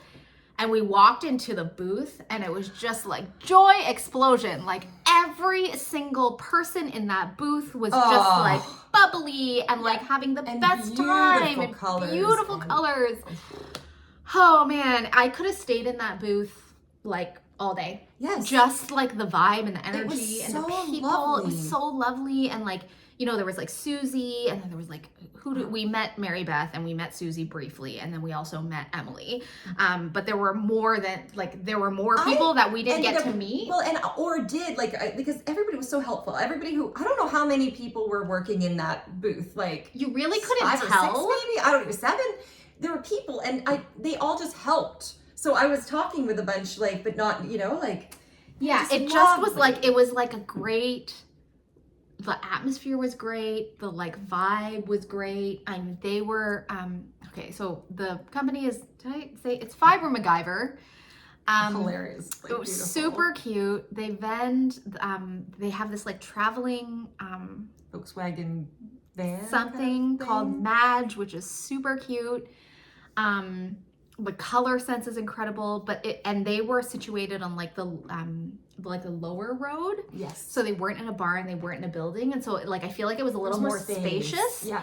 But it was just like this like amazing thing of like I honestly, I mean, if I paid attention, I would have known, because the people who were working there had shirts to like identify them as people who were like officially could help you like check out and stuff like that. Yes. But I just felt like it had this like thing where I was like, I don't know if you're working here or not, but it was just like everybody was celebrating each other and having fun with each other. It had a beautiful vibe, beautiful energy, and the colors. Wow. And I picked one up immediately. Colors. And I was like, and Dunzo. And the colors. Look at this set that I just like. This is a one-of-a-kind set that I'm like so devastated about because it's so good. Like I was like, yeah, I'm taking it. I must. It's Surrey Merino, and look at these colors. Look at these colors. Like, it was so joyous. Susie dyes on superwash, and she launched a non-superwash. I'm gonna get this right. I tried to practice. Shanico, I think she called it. Shanico, grown, processed, and spun in the US and then hand dyed. This is like a 3-ply fingering that I cannot wait. Like, look at the sheen on this. I know. The colors on this. Like, oh my goodness. I have no idea what I'm gonna know with this. But this was our like happy place. And I feel like it's the place that next year, if I get overwhelmed by crowds, I'm just gonna go and try and find Fiber MacGyver. We know where it is now. Well, yes, but I mean, yes, if presumably you do, in fact, yeah, you'll take me because I'll be lost. But like, it's so special. I feel like, to find those places, and that's the other piece that I want to say about like Rhinebeck is like, the grounds are so fast. There are so many vendors. There's so much to do. And I feel like if I went there, like, let's imagine, because there's a version of me that would absolutely do this. Like, let's imagine that I went there and I was like, I want to see everything. Oh God. Or like, I want to do this and I want to, like, I think it would just destroy the experience. Like, because it's just, it's not possible. There's so many. I think it's impossible. Yeah. I don't think you could actually delve into every one of them. There's that many vendors. And I think the other piece of like, I totally understand, like, you know, you see something on a podcast or on Instagram and you're like, oh my God, I love this farm. I want to go find some stuff. I better go on Saturday. Otherwise it's going to be sold out. Like, I completely understand that. And I also feel like if there's any place that you don't need to have FOMO, it's New York sheep and wool because like as much as like, you know, if we got to bull layers and there wasn't yarn, there was a part of me that would be devastated. Yes. But I also know that there's like like I could walk one booth over or two booths over and there would be something else. Yes, it wouldn't be the same. Wouldn't be the same. No. But I don't know that it's a place that I would recommend that you'd browse. I mean, we did end up just randomly in here on like last year and that's how we met them. Each time we have found, so last year it was always browsing, right? Like, so we just kind of like felt ourselves moving into a space, right? And then we've ended up kind of like we were pulled, but Fiber MacGyver was another new one too, as was the Bare Naked Wools. Yes. So what I would say is like you and I tend to be like very loosey-goosey. Yeah. And it was like, we would show up and would be like, where do you feel like going? Yes. But it was very much not like, we got to hit all these places. No, yes. It was like, you know, like if we end up, like maybe we'll go to a couple booths. Like, who knows? I didn't even think we were going to buy anything. No. Like the whole time. Well, apart from those two. And then on the Sunday.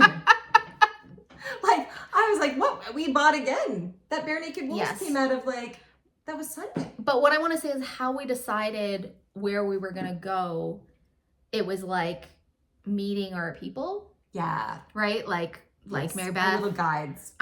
Came. True. And like it found us and we just followed, you know? And the Bare Naked too, because Lily and the Bare Naked, the last place that we went, which like was Bare Naked Wools, which again, we're like, we know nothing about, like people were like, of course Bare Naked Woods. We're like, what's Bare Naked Wools? Was it actually Andrea? No, it was Andrea. It was Andrea. I was just thinking, I was like, oh no. So how we ended up there was basically meeting folks on the hill and being like, what did you buy? What did you buy? And Andrea was the first, Andrea from Knit LA was the first one. I was like, find your haul. Like, what was your haul? And she like pulled out this like, I'm like, what the heck is this? Bare Naked. Pulled it out. She pulled out like this beautiful skein of that I like touched and was like, oh, like what is this? Got the label and then we decided like, okay, well maybe we'll go there on Sunday if we still feel like it. Yeah. And then our friends Lily and Megan, they went while we were, I don't know, distracted somewhere. They went and they came back with some and I pet Megan's, which was the Shetland, and it was just like, oh my God, this is so amazing. I the Shetland. I know, I'm surprised. I know, but I missed this one. But Bare Naked Wools by Knit Spot, again, it's like farm yarn. It's very much like our ethos. But what I want to say about them is like, it was their samples that did it for me. They had so many gorgeous samples. And very knowledgeable staff. Yeah. I felt that was very helpful. A really great experience. So we walked away with some of that as well. Did you say what it is? Like merino and de-haired alpaca. 65% merino and non-super 35% de-haired alpaca. This is the better breakfast blend. I got it in DK. Carmen got it in fingering. I'm knitting with this right now, and it is like it's like butter. It's incredible. And it's both soft and also alive. I don't know how. I don't know if I. There's something about it that like I think with farm yarn. There's a like aliveness to it that I think is not always present in other yarns. Nothing wrong with that, but there's just like it's like variety in your hands somehow. And of course it's also new to me, and so it's exciting. You're closer to the animal, I think, than love this. This is the colorway Warm Coals. It's like, I mean, Carmen and I went into this booth and we try as we might sometimes to be like, I'm gonna get something different from you. And so we went into the booth we weren't even talking. She went over there. She went over there. And then we come back together and we're both like, no. I was like, so true. So true. So true. But yeah, that was our Rhinebeck experience. Is there anything else that I feel like is important for us to say about it? Oh my God. Like other than like, thank you a million to each and every one of you, for those of you who like came up when you come up and just share your joy, and it really is meaningful. And we say this a lot, but like put yourself out there. Yes. Like all of you that we were talking to that like if you're watching, which hopefully you're watching, and you're like, I think, you know, I've thought about starting a podcast, and we're like, you better. You better. I'm thinking of a number. I would like to see their podcast. Yes. Grab a friend. Put yourself on the internet. It's a great idea. Do it. It's the best. Do it. It's so fun. It's our journey. And people have come. Like, I mean, we can't name all of you because that, and then we'll inevitably forget naming somebody and be like, no, but you were also like, wow. I feel like our knitting circle was already so beautiful, and now we have more humans that are so. Like, it's almost like people that you're like, how were you not in my life before this? Like, how? And now, yeah. So, you know, like, put yourself out there. Go to knitting festivals and talk to strangers. Like, when we were in the Bow Layers booth, this is probably not the best example, but I may or may not have grabbed somebody because their sweater looked so amazing. You did. And then found out that they were, hi Kiki, they were a viewer, and then like they brought their sister over, Kat, and it was just like, this is how it rolls. This is how it grows. This is how the magic plays out.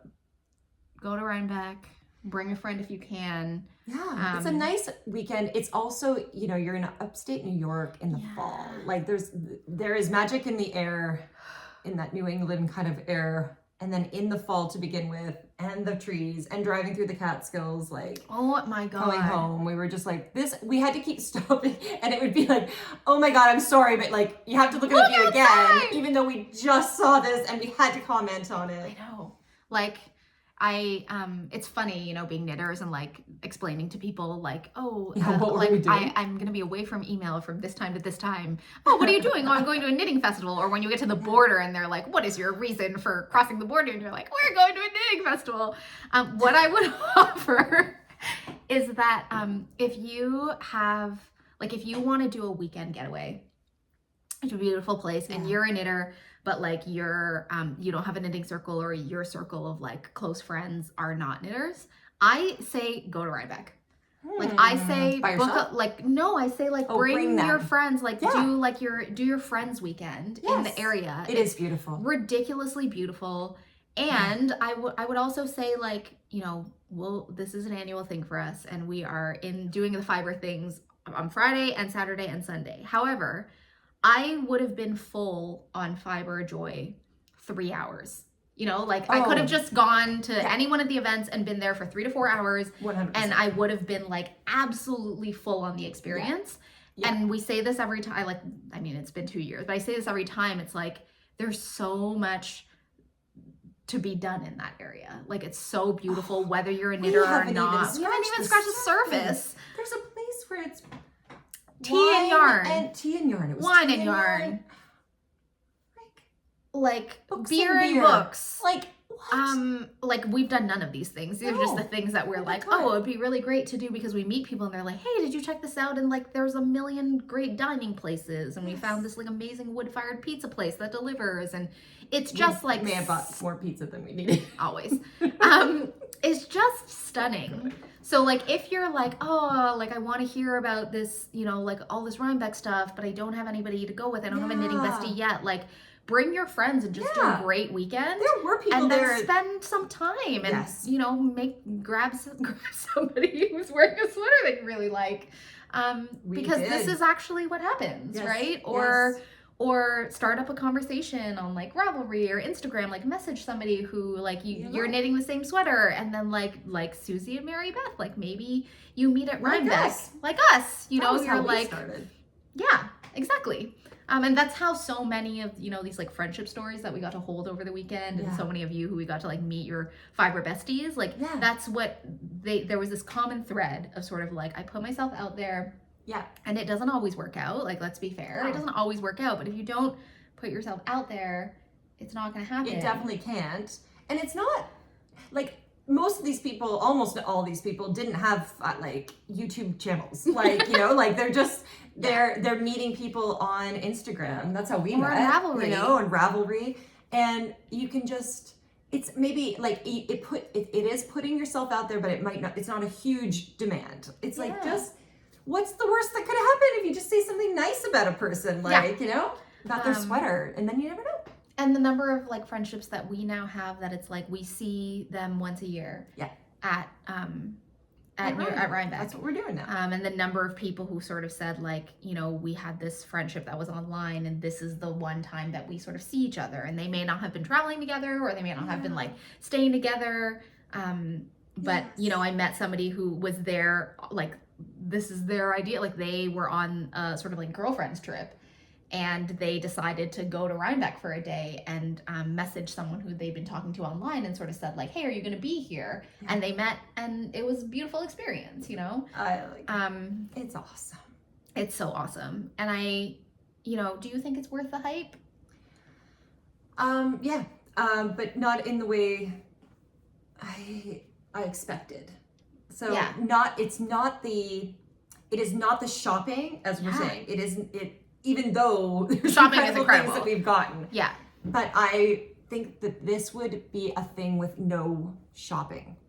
If I couldn't buy anything, I would still be like, this was definitely worth it to come down. And I think the